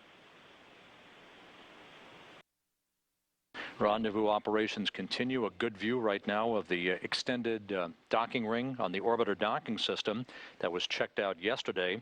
That docking ring, of course, will come into contact with the docking mechanism on the forward port of the Harmony connecting node as the two vehicles, the Shuttle and the International Space Station, will link up to begin 8.5 days of joint docked operations. View that you're looking at right now is of Discovery from cameras on the International Space Station. The two craft now flying at a distance of about 9 nautical miles from one another. At the time of the terminal initiation burn, Discovery will be just 8 nautical miles behind the station.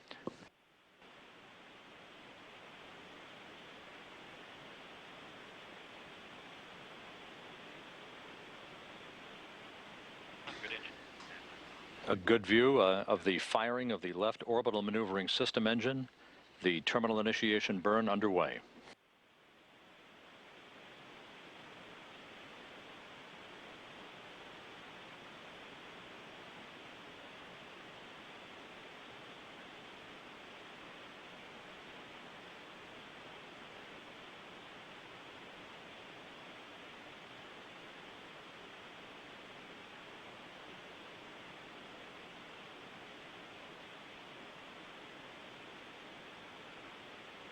Discovery, good burn, no further trim required. Discovery, copy.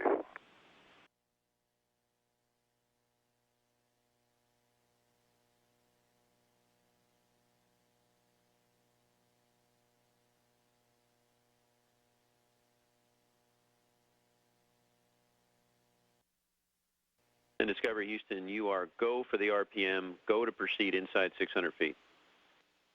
Okay, we copy. Go for the RPM, go to proceed within 600, and for the ground and station, we have tally-ho. And station copies. Pat Forrester reporting to the station crew and Mike Barrett that they have a tally-ho on the International Space Station. You can see it very clearly in this sequential still video in the absence of a signal right now through the KU band communication system. This snapshot effect is through the orbiter's S-band communication system. This view from the centerline camera mounted in the orbiter docking system. A good view of the glistening solar arrays of the International Space Station. The two vehicles just 40,000 feet apart. We see you also and your guys on. Right.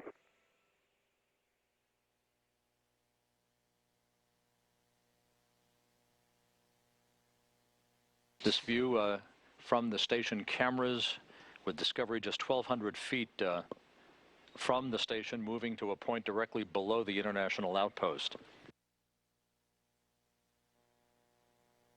And Discovery Station, we're ready for the RPM maneuver. We copy.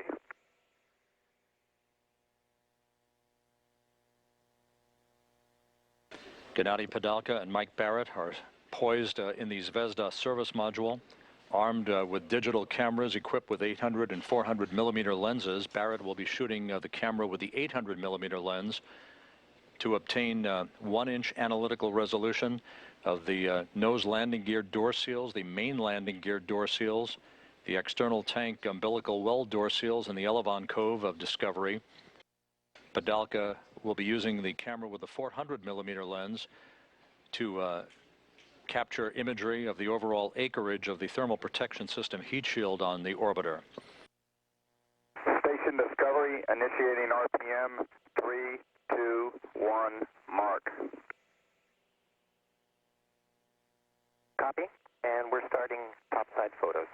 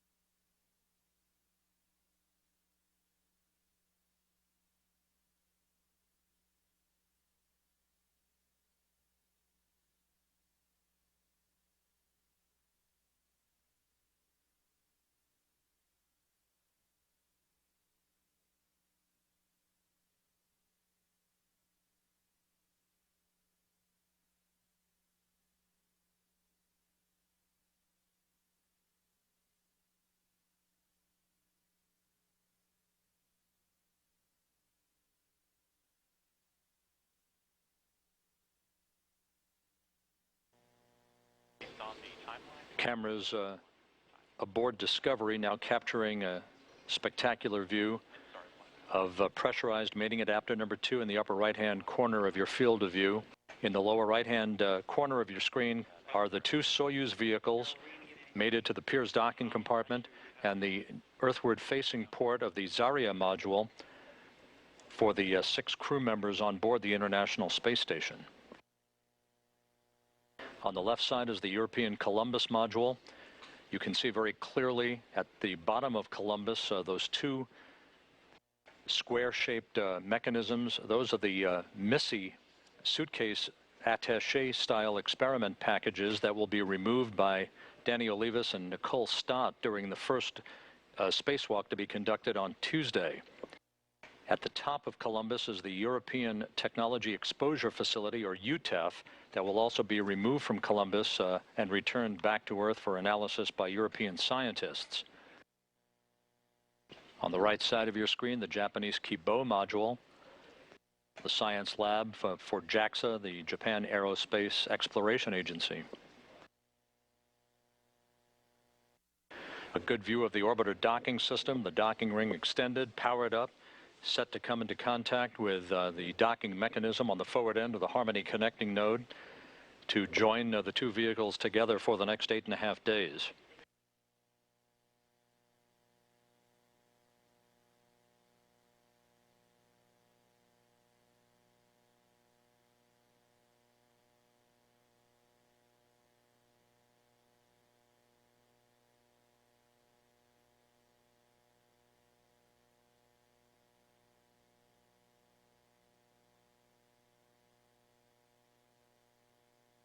Flying over western Brazil, the floodlit payload bay of the Shuttle Discovery from cameras on the International Space Station.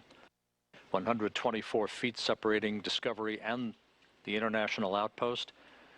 Discovery closing in along the velocity vector. Commander Rick Sturckow at the controls from the aft flight deck as he slowly but surely inches his way toward a docking with the International Space Station, approaching at a rate of about 0.2 of a foot per second.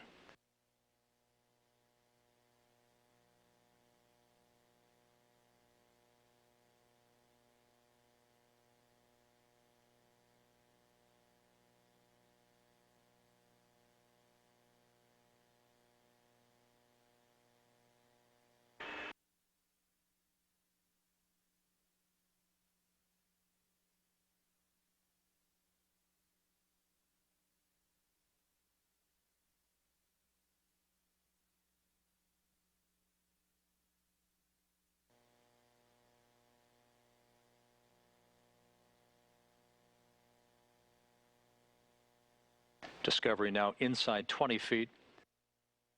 Perfect alignment.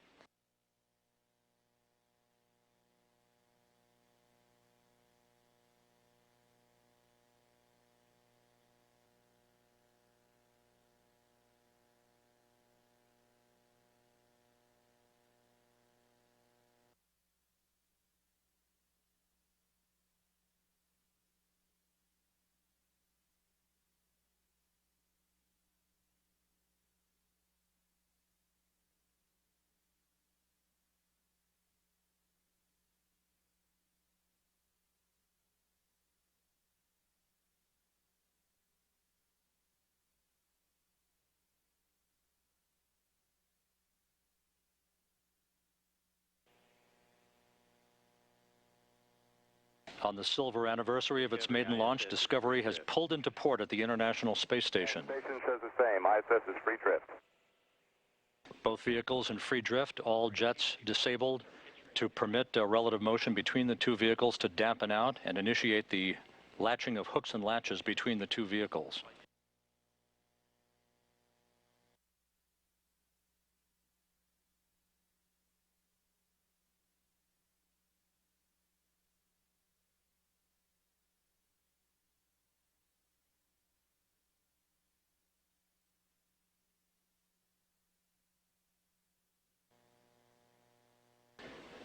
Discovery in the International Space Station, now mated, approaching an orbital sunrise, flying 225 miles over the Ukraine.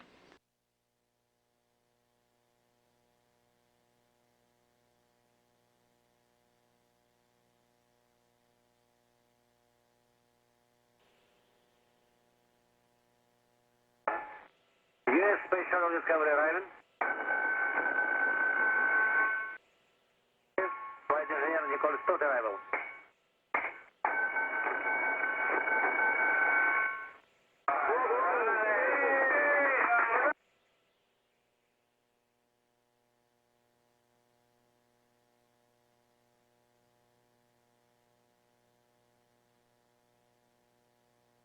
The hatches now open at 9:33 p.m. Central Time.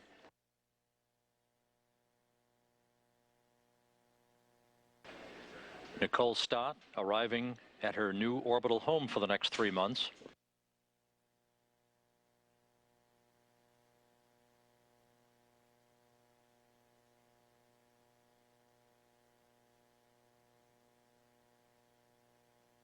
Hatch opening coming at 9:33 p.m. Central Time, as Discovery in the International Space Station flew 225 miles over the North Atlantic at a mission elapsed time of 1 day, 22 hours, and 34 minutes.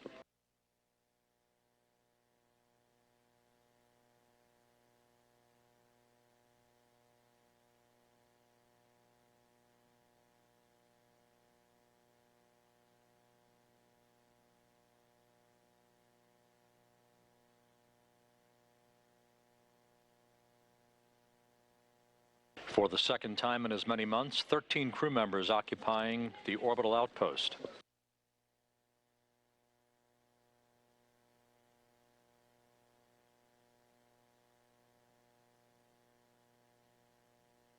The two crews moved very briskly through their leak checks and pressure checks of the vestibule connecting the two vehicles, opening up the hatches about a half an hour ahead of schedule.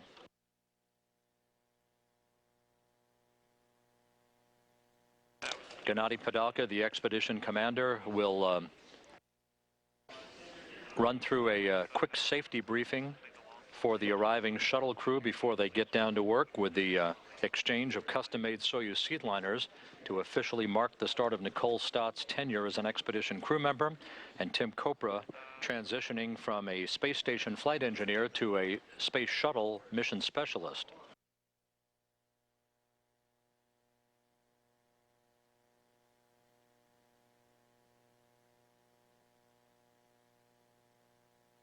And so after a brief greeting, back to work for the 13 crew members. Again, this safety briefing coming up will be followed by the removal and exchange of the custom-made Soyuz seedliners between Nicole Stott and Tim Kopra, and the initiation of robotics work in which Kevin Ford and Copra will be at the Space Station Robotics Workstation of the Destiny Laboratory to maneuver the Canadarm2 over in position to grapple and unberth the orbiter boom sensor system, the boom extension, and hand it off to the shuttle robotic arm that will be controlled by Pat Forrester and Jose Hernandez, who at that point will be back onto the aft flight deck of Discovery.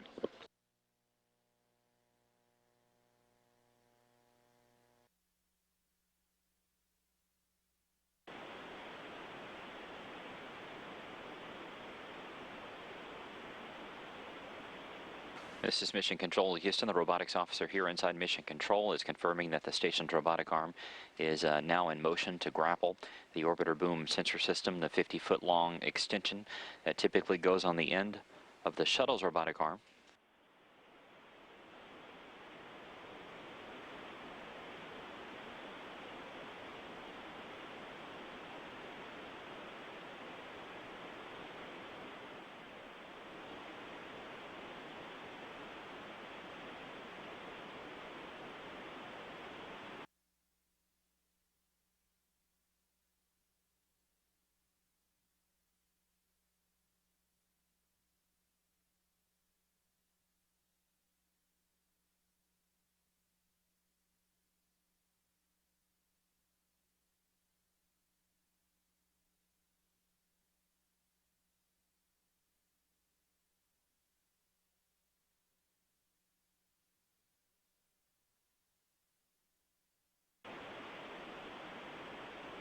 This is Mission Control, Houston, continuing to watch this video from onboard Shuttle Discovery as the shuttle's robotic arm is moved out there to grab onto the orbiter boom sensor system, the 50-foot long attachment that is currently grappled to the station robotic arm. This handoff about to take place here in just a few minutes.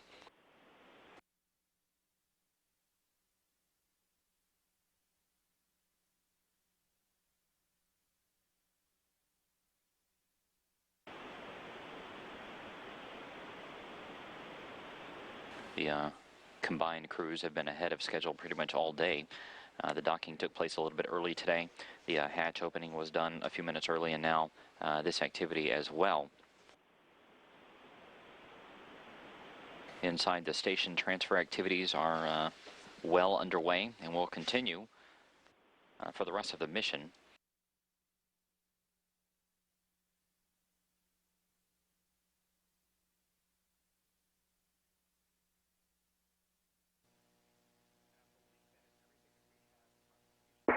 Well, good evening, Houston.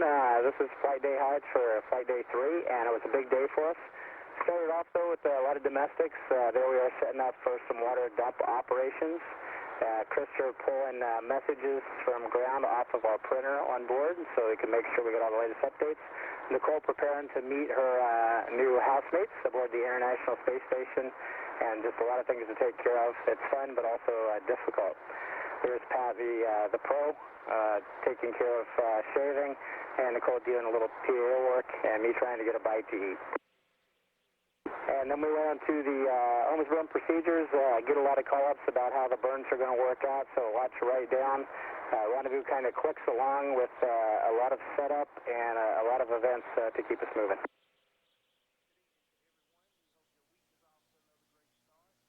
The way the rendezvous was set up is each person on the crew had a responsibility, and some of those rotated, but for the most part we stayed in our positions from when we began the rendezvous sequence all the way till docking. One of the things we had to do was make sure that the docking ring was extended and ready to receive the station. We did an ohms burn and prep. You could see the orbital maneuvering system engines firing then, and when that happens, anything that's not tied down will start to move around. It's always exciting the first time that we have a good view of the space station from inside. We usually bring everybody up.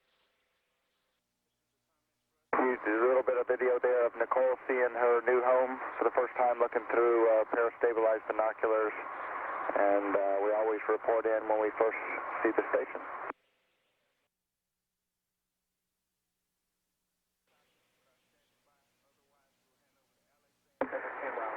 Many months of excellent training, kind of getting our roles and various people doing various things.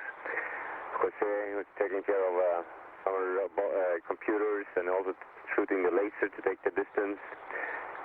Danny was doing most of the video and photoing, and we had Kevin and CJ, of course, flying the vehicle. Kevin did a lot of burns when we needed to get closer. We had some other things we needed to prepare also. We needed to fill water bags for the EVAs. So on the Friday they were approaching the station. On the mid-deck we were filling water bags. And here Nicole is enjoying the view of her future home for several months. It's actually a wonderful view of the space station when you get closer. Beautiful solar rays like golden shining, and then you have the modules and the radiators shining in silver. And as we swing through the cockpit on the flight deck, you can see it's a pretty busy place. All 7 bodies are up here. We're crammed pretty tight, and very little real estate, but we find a way to make everything fit. Everyone has a role and responsibility. The station starts off as a bright dot off in the distance, and it's really impressive to see as it moves closer and closer as we make our approach to station. Proceed within 600, and for the ground and station we have tally ho.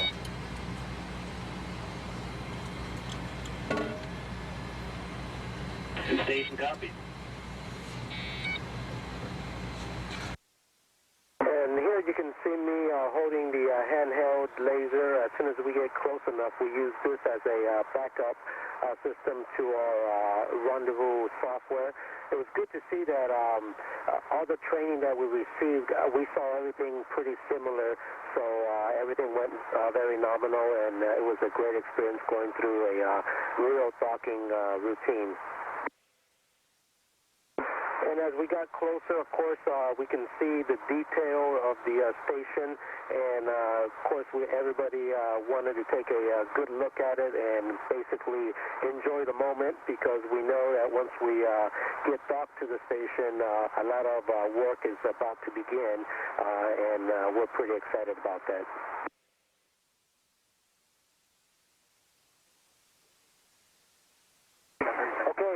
We went through the last series of burns coming up to the manual phase. The guidance did its job and got the orbiter in a very good situation for the manual takeover to fly it up onto the R-bar. Closure's good. Yes, it is. 0.07, let's call it. Okay.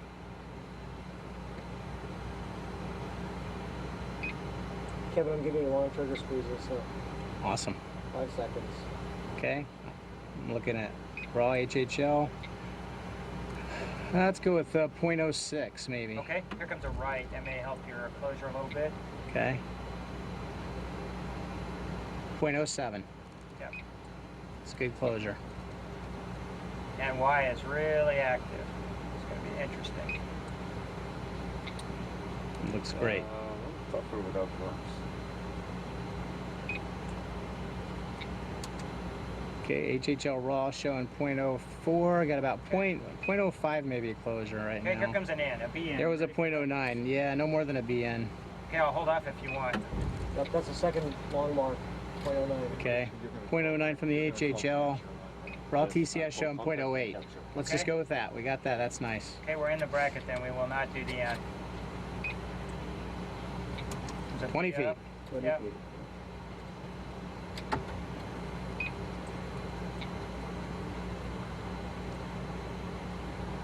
Raw TCS 0.07. Copy. HHL's maybe about 0.06. Here comes a BN. I'm going to do it. Okay. Should get it back in the middle. Yeah, that's okay. So we have a firm idea of what it is. Yeah, that's exactly. Tuck's warned us about that. Yeah. Okay. I think you got it up to about 0.09 there, so that's nice. That worked good. Yeah, 0.09 on HHL. Thank you. 17 feet. Roger.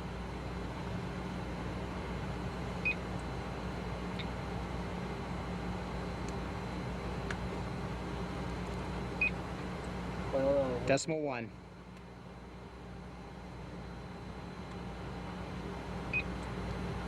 Copy .1. Yep. 15 feet.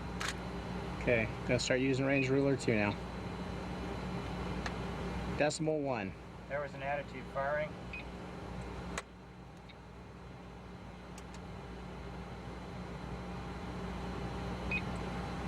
.1. 14 feet.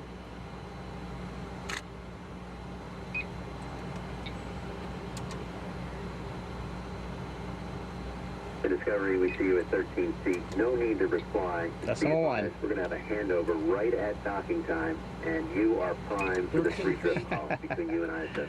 That's good. That sounds standard. .1, CJ. Perfect. Station copies.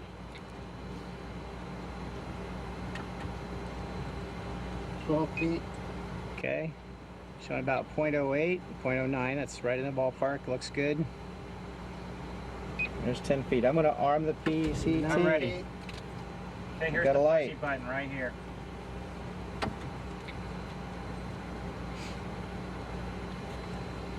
.10 feet.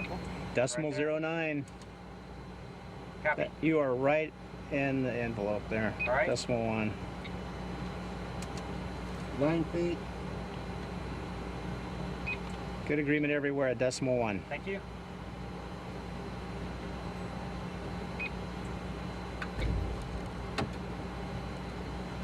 .8 feet. .09. Copy. 7 feet. .08. Still looking good. Copy closure. 6 feet. .1.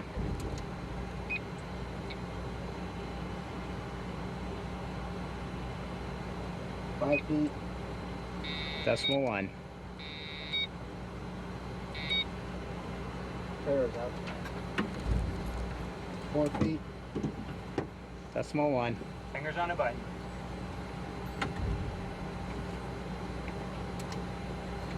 3 feet. .1. Shorter push on the range ruler, Jose. Okay. Going outside. Copy. Closure good? Yes, closure's good. Thank you. Fingers on the button. 2 feet. .1. Stay outside, Jose. Okay, pedal overlap, going outside. Don't move your hand. Okay.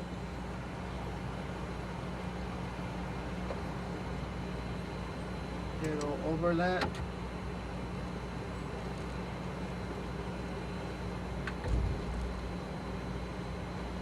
And 2. Good closure. Capture fired. Capture light. Okay. All right. Capture light. Capture Looking light. for free Looking drift. for lights, looking for You lights. never got the Station in Houston from Discovery. Capture confirmed. All right. Got flashing red. All right. Yeah. Good job. All right. All right. Good job. All right. Good job, Kevin. Good job. All right. Way to go. Nice. I gotta disarm my Right. PCT here. Flight controller power is coming off. Is that it? Wait a minute. We're doing all the work. Now you have to check that the ring light, the line doesn't go off. Okay, 3, 2, 1. Come on. Now it should be coming in. Drive command is on. All right, so Moving. is it moving? All right, excellent. Oh yeah, there it goes. I'm watching the ring alignment We are line. blank. We're looking good up here. I see it going in. For less than 20%. You're following the ring alignment. I am, and I will go power on if it goes out. Very nice. There it's coming in.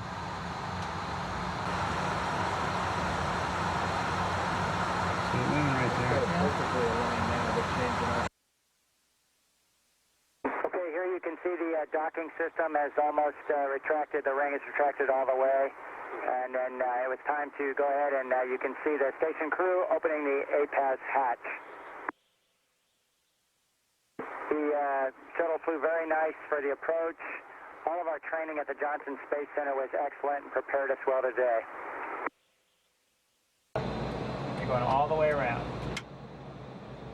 Okay, just hit that screw there. There you go. All right. All right. Let's see, it's unlatched all the way right here, right? Yep. Okay, good. All right. Yes. All right, good.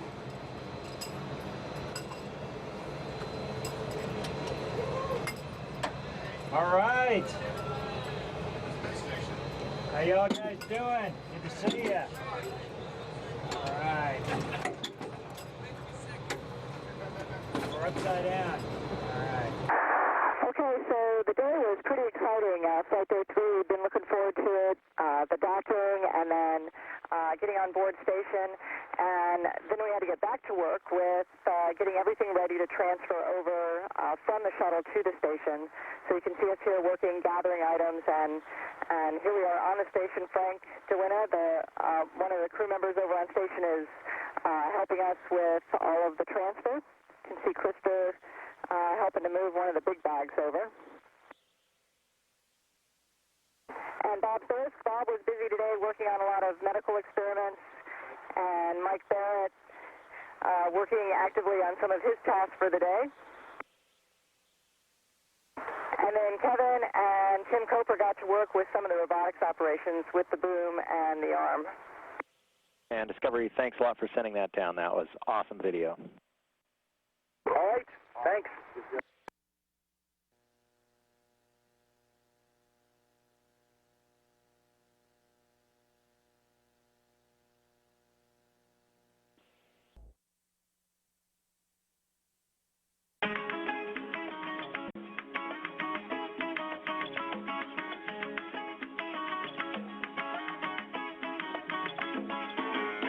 De mi tierra bella, de mi tierra santa, oigo ese grito de los tambores y los timbales al cumbanchá, y ese pregón que canta un hermano que de su tierra vive lejano, y que recuerdo le hace llorar, una canción que vive entonando de su dolor, de su propio llanto, y se le escucha penar.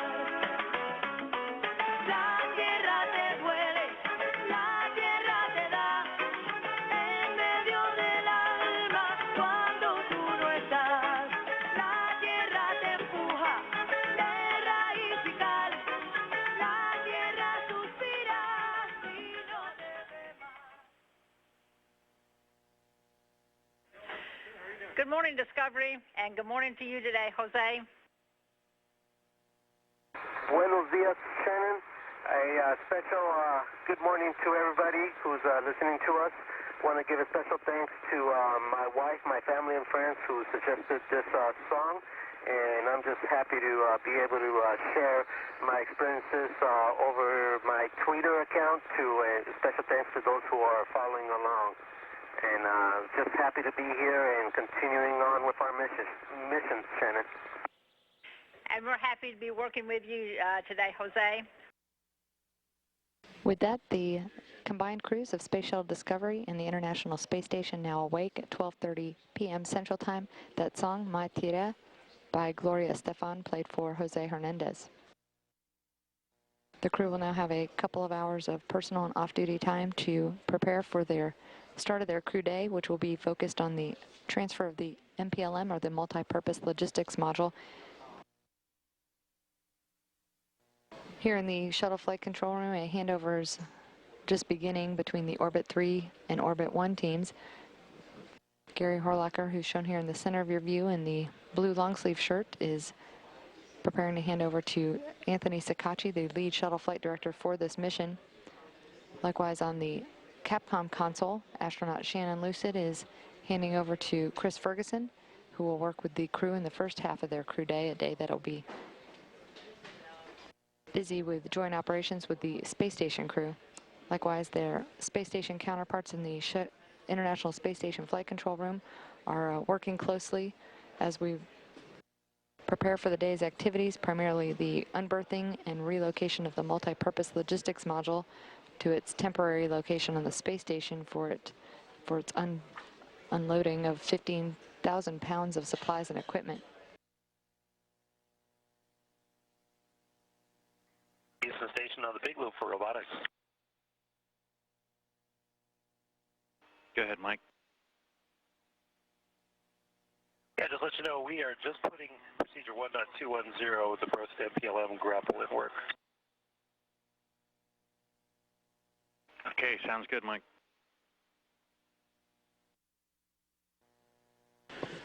This image showing the configuration of what is called the Common Berthing Centerline Camera Mechanism, or CBCS as it is known. That Common Berthing Mechanism camera system is used as a visual tool by the robotics operators at the robotics workstation in the Destiny laboratory to ensure that they have a precise alignment between the berthing latching mechanism at the forward end of Leonardo and the berthing mechanism on the Harmony Common Berthing Mechanism.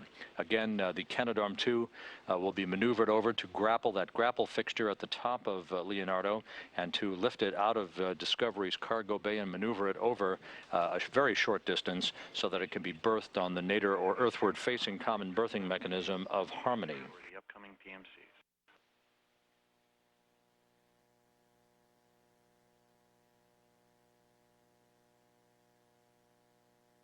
The station's robotic arm, the Canadarm2, reached over and has grappled the grapple fixture on the top of the Leonardo multipurpose logistics module.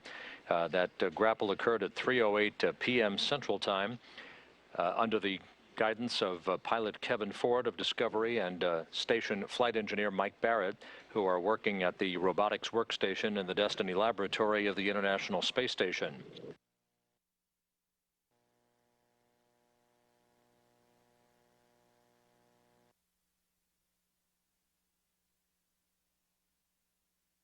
The mechanical systems officer now reports that all of the payload retention latches have been released. So Leonardo is in the grasp now solely of the Canadarm2, with Kevin Ford and Mike Barrett at the controls at the robotics workstation as they prepare to lift Leonardo vertically out of the payload bay. Very tight clearances here, so it will be a slow and methodical operation. You've got to go for MPLM on berth. Copies. Go for MPLM on berth.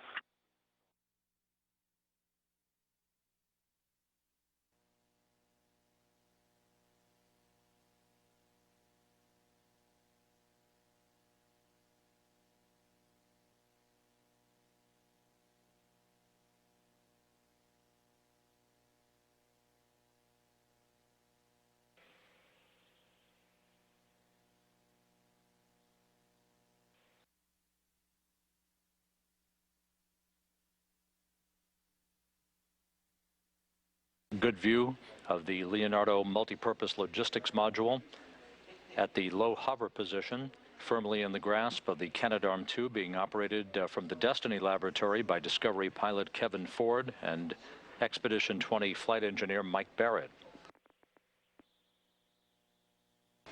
You can see at the top of your screen, at the very rear of Discovery's cargo bay, that is the brand new ammonia tank assembly on a truss carrier. That is the ammonia tank assembly that will be removed from that pallet during the second of the 3 spacewalks to be conducted on this mission. The robotics officer in the station flight control room reports that the Leonardo multipurpose logistics module is now at the pre-install position, basically at the correct height to match the alignment of its common berthing mechanism. Basically, you're looking at that right at the forward end of Leonardo to the comparable androgynous common berthing mechanism on the Harmony connecting node. Sounds great. Thanks for the help. Anytime. Have a good day.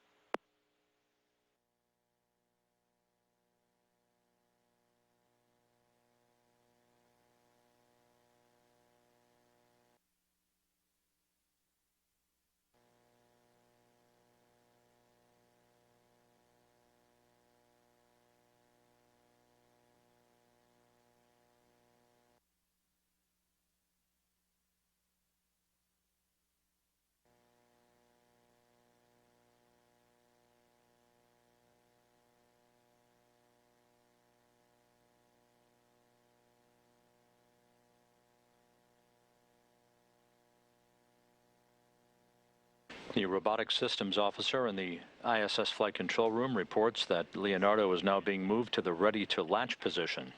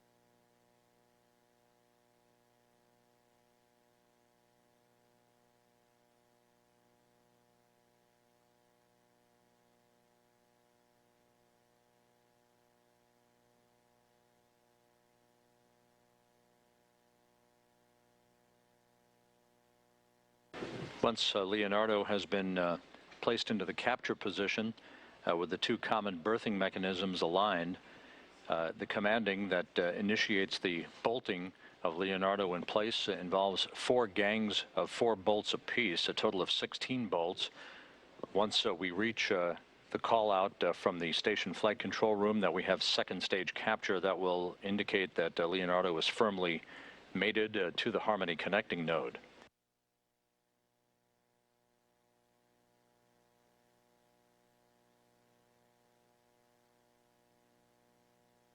This view from the common berthing mechanism camera system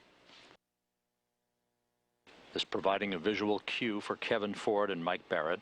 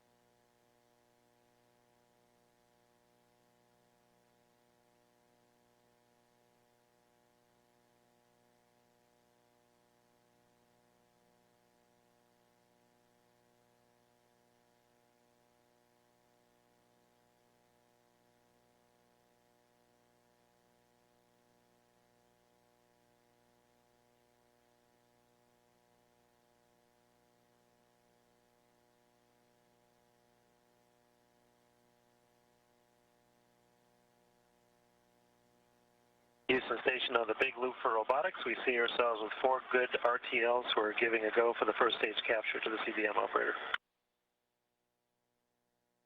Copy and concur from Houston. Mike Barrett indicating that with 4 good ready-to-latch indicators, Tim Copra now will begin to work along with Christer Fugelsang in sending commands to begin the bolt loading, or the beginning the initiation to have the bolts, the 16 bolts and the circumference around the common berthing mechanism begin to latch correctly.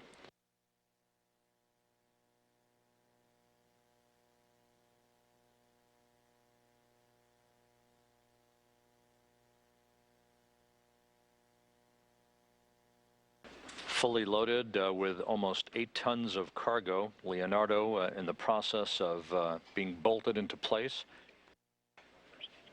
And a good first stage capture now reported by the mechanical systems officer in the International Space Station Flight Control Room. The commands to bolt Leonardo in place being sent by Tim Copra and Christer Fugelsang, while the robotic arm continues to hold firmly onto Leonardo's grapple fixture under the control of Kevin Ford and Mike Barrett.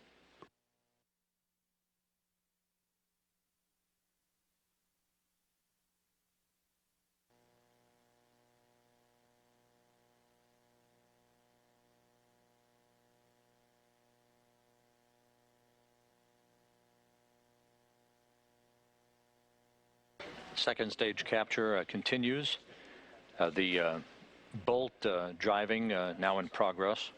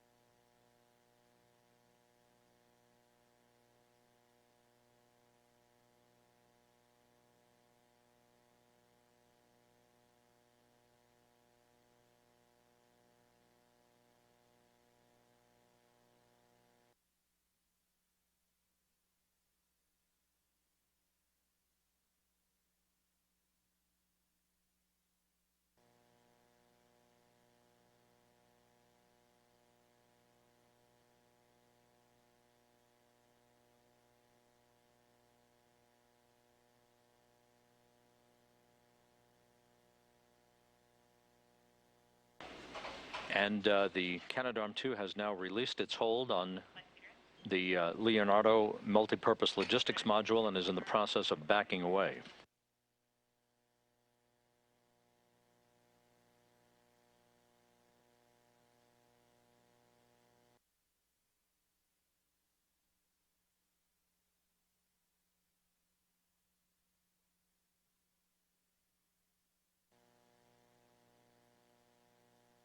Now clear of the Leonardo cargo module, the Canadarm2 is now in the correct configuration, having completed its work for the day. It will be reoriented to support tomorrow afternoon's spacewalk activities by Danny Olivas and Nicole Stott. Discovery in the International Space Station, flying 225 miles over the Mediterranean, just south of Barcelona, Spain.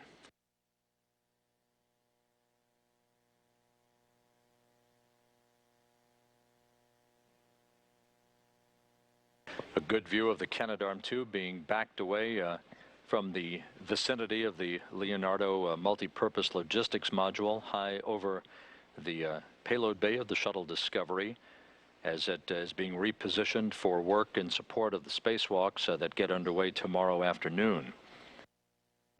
The arm has been under the operation today at the robotics workstation of the Destiny Laboratory by Discovery pilot Kevin Ford and station flight engineer Mike Barrett. There's a good view of the Japanese Kibo laboratory and the new exposed facility that was mated to the front porch of Kibo as a platform for scientific experiments to be installed and removed at various periods of time.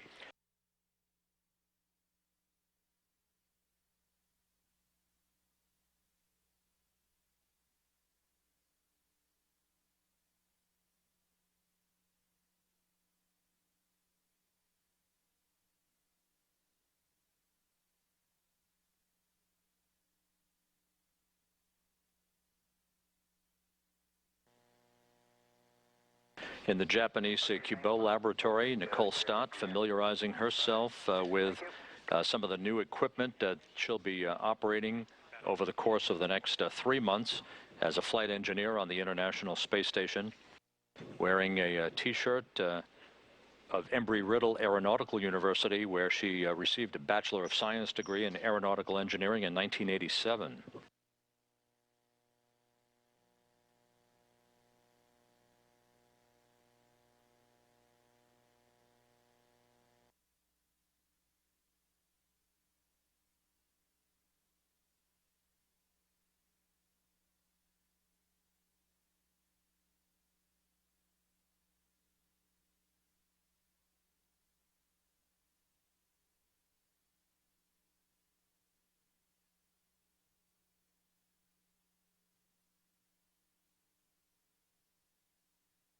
This is Mission Control Houston. As you can see inside the Quest airlock at this time, Nicole Stott there on the right, Danny Olivas on the left, getting ready to camp out inside the Quest airlock overnight. This is being done in preparation for their spacewalk, the first of the mission. The 2 masks that you see, they're going to put on here for a few minutes and conduct what's called the pre-breathe exercise. This is where they breathe an enriched mixture of oxygen. Here very shortly, the Quest airlock will be taken down to 10.2 PSI, a lower pressure than is typically held at. All of this being done to acclimate both of their bodies to a lower pressure. It helps them avoid what divers typically call the bends. It basically just gets rid of all the nitrogen out of their bloodstreams. This is a standard process that is done before any sort of spacewalk is conducted on board the station. So both Olivas and Stott will spend the night inside the Quest airlock. In the morning, whenever both crews wake up, they will take a quick hygiene and breakfast break. And then this 6.5-hour spacewalk will get kicked off at 4:49 p.m. Central Time.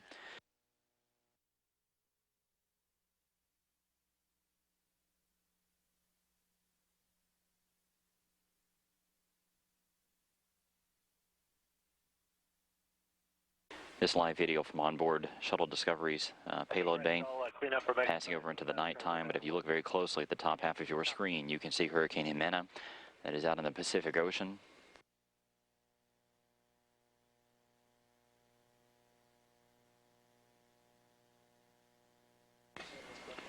You can see the eye of that hurricane there at the top right quadrant of your screen.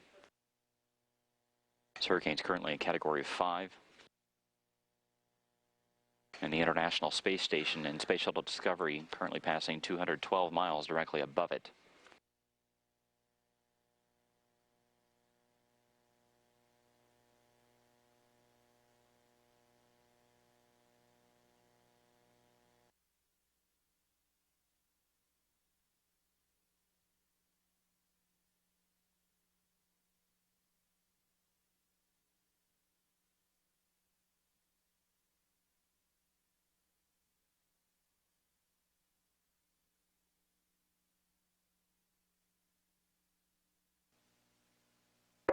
We're on the flight deck of Discovery and just finishing up flight day 4, first full dock day aboard the space station.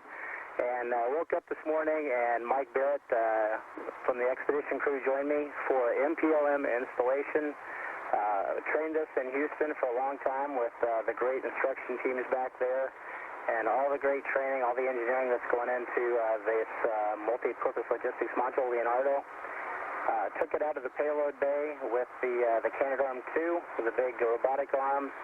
Some views out one of the small bottom windows as the MPLM comes up to docking. It's holding about 15,000 pounds of goods to stow away into the space station. Later in the day when we got a chance to open up, the station crew was just wondering where it's all going to go because there is just a great deal of goods in there, there are racks in there, there's science in there, and there are just a lot of things that we need to sustain science and living on space station. It's a nice view. You see sunrise back there. Just in the nighttime, we use a lot of illuminators and everything to make the robotics work. You can see the grapple fixture of the space station arm with the MPLM just above the payload bay. In the meantime, a lot of work being done around various places in the space shuttle and space station simultaneously. Here's CJ with a full water container. We make water as a product of generating electricity. As we combine our hydrogen and oxygen together, we get electrons and we get water. And the space station is more than happy to take our excess water, so we fill bags for them and transfer it over there. This is after some maneuvering of this Leonardo logistics module. We have it up now just below the nadir port on the space station and just ready for the install. So Christopher and Frank were the ones setting up the MPLM for ingress there, and they're getting ready to do some work on the hatch. Tim Copra, who will be coming home with us on Discovery, also helping out.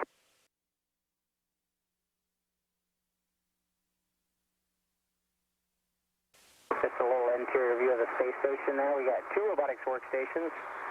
The one called the cupola behind us there, and then the main lab robotic workstation that Mike Barrett and I are working on to get all the work done. Every once in a while we go take a look out the windows to see what's really going on outside. Otherwise we use multiple camera views and lots of other tools to help us see what's going on. The view right in front of me is a camera looking out the nadir port of node 2 as the CBM comes right up to it. Or the MPLM comes right up to it, excuse me.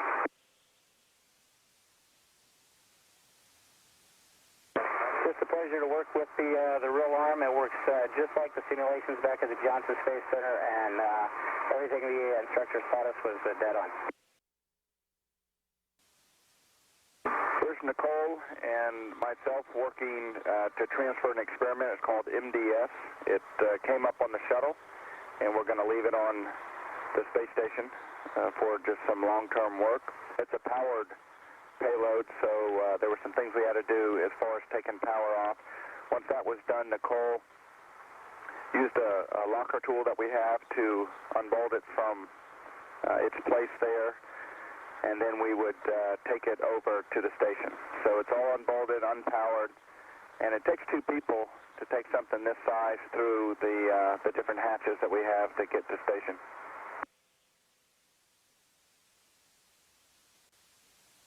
Here we are going up through the airlock hatch where we're connected to the station. And you'll see how things open up a little bit once we get onto ISS. It went into the JPM, the Japanese module. We installed it and bolted it back in, pretty much reversed the procedure, hooked the power back up, but this time it would be hooked up also with water. Another thing that we do is transfer oxygen from the shuttle to the station. And it's a procedure that you see CJ and Bob Thirsk working on. CJ's putting on his gloves. We never want to get any of the oils from our skin onto the connections with oxygen. We try and keep those connectors as clean as possible, free of debris, oils, anything that could cause a contaminant or actually could cause a fire.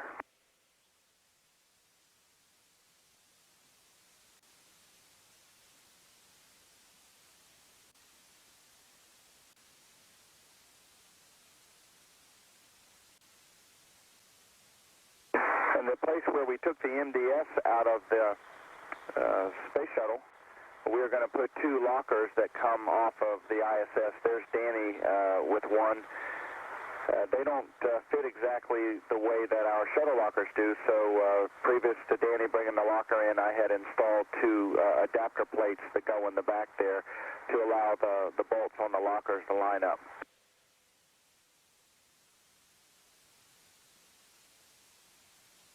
It's always fun up on the shuttle or the station when you get a chance to work with tools. We get some great training for in-flight maintenance down on the ground.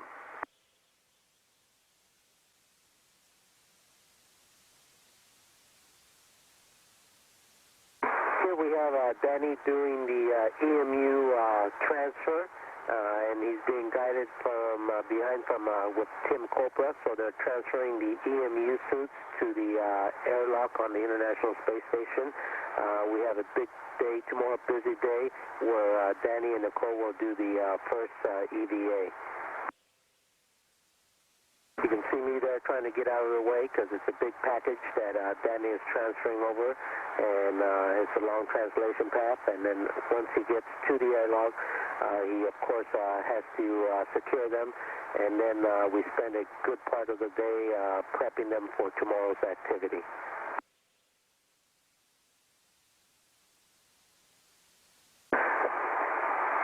And here we have Krister and Frank DeWin getting ready to open the MPLM hatch. And as you can see, Krister has been working all day in terms of getting it ready, pressurizing it, and opening it, and was very successful in doing so. Over here, you can see Danny and Nicole prepping the suits. As I mentioned earlier, we spent a great deal today, mostly them, prepping the suits for tomorrow's EVA. You can see Nicole making sure she has all her EVA tools and all her tethers and everything that she needs for tomorrow's activity.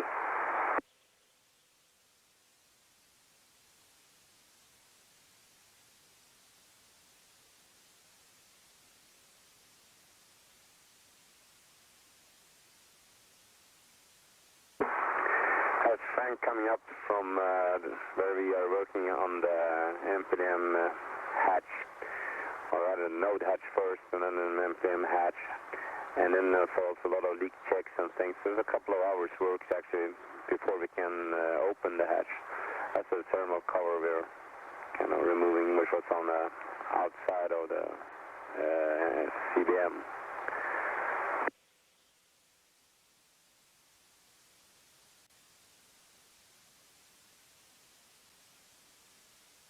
You can see Krister removing the CPAs. These are the controllers for the bolts that bolted the MPLM to the space station after Kevin and Mike installed it. And there's Frank also helping out with that task.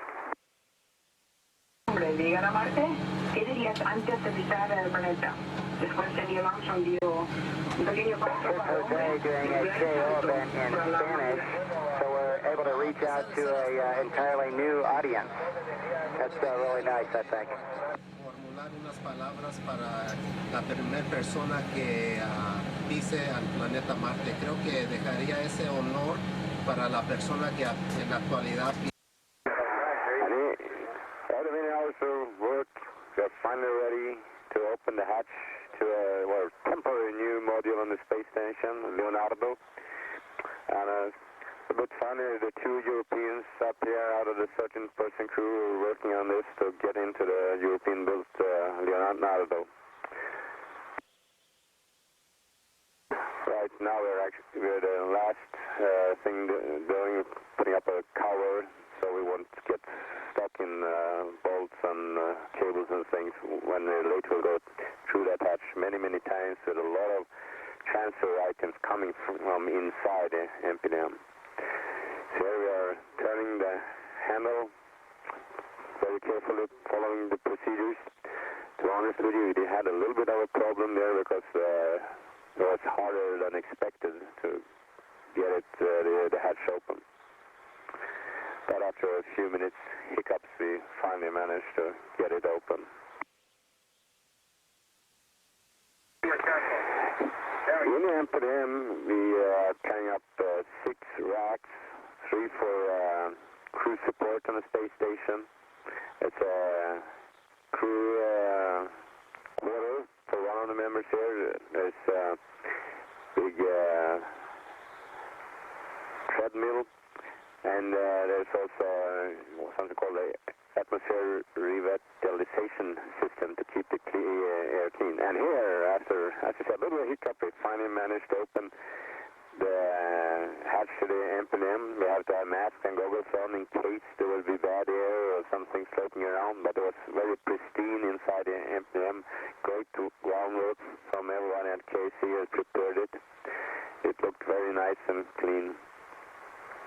You can see there's full of bags and racks, which we during the next coming days, everything will be transferred over to the station, and then we'll fill up with other things which needs to go back to Earth with us. Here's an example of the first bags getting transferred one after another. This is a very efficient way to do it when we can line up a lot of people and hand it from one person to the next one.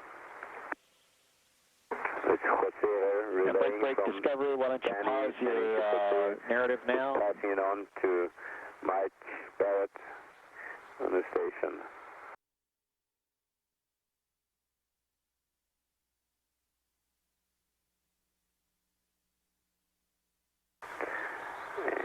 And they're trying to see, this is in the Japanese module. Jetpack waving there, and behind them you can see other crew members working on something. First transfer done, happy crew members floating out of the MPDM hatch. And now we're looking forward to several days of transfer. This is the NLP experiment that we had on, was activated on flight day 2. Now we're going to go ahead and terminate it. So a couple of my good pilot buddies looking on as we're doing some pilot science. Just turn that crank until the line meets, and then give it 4 shakes and put it back in the Ziploc bag.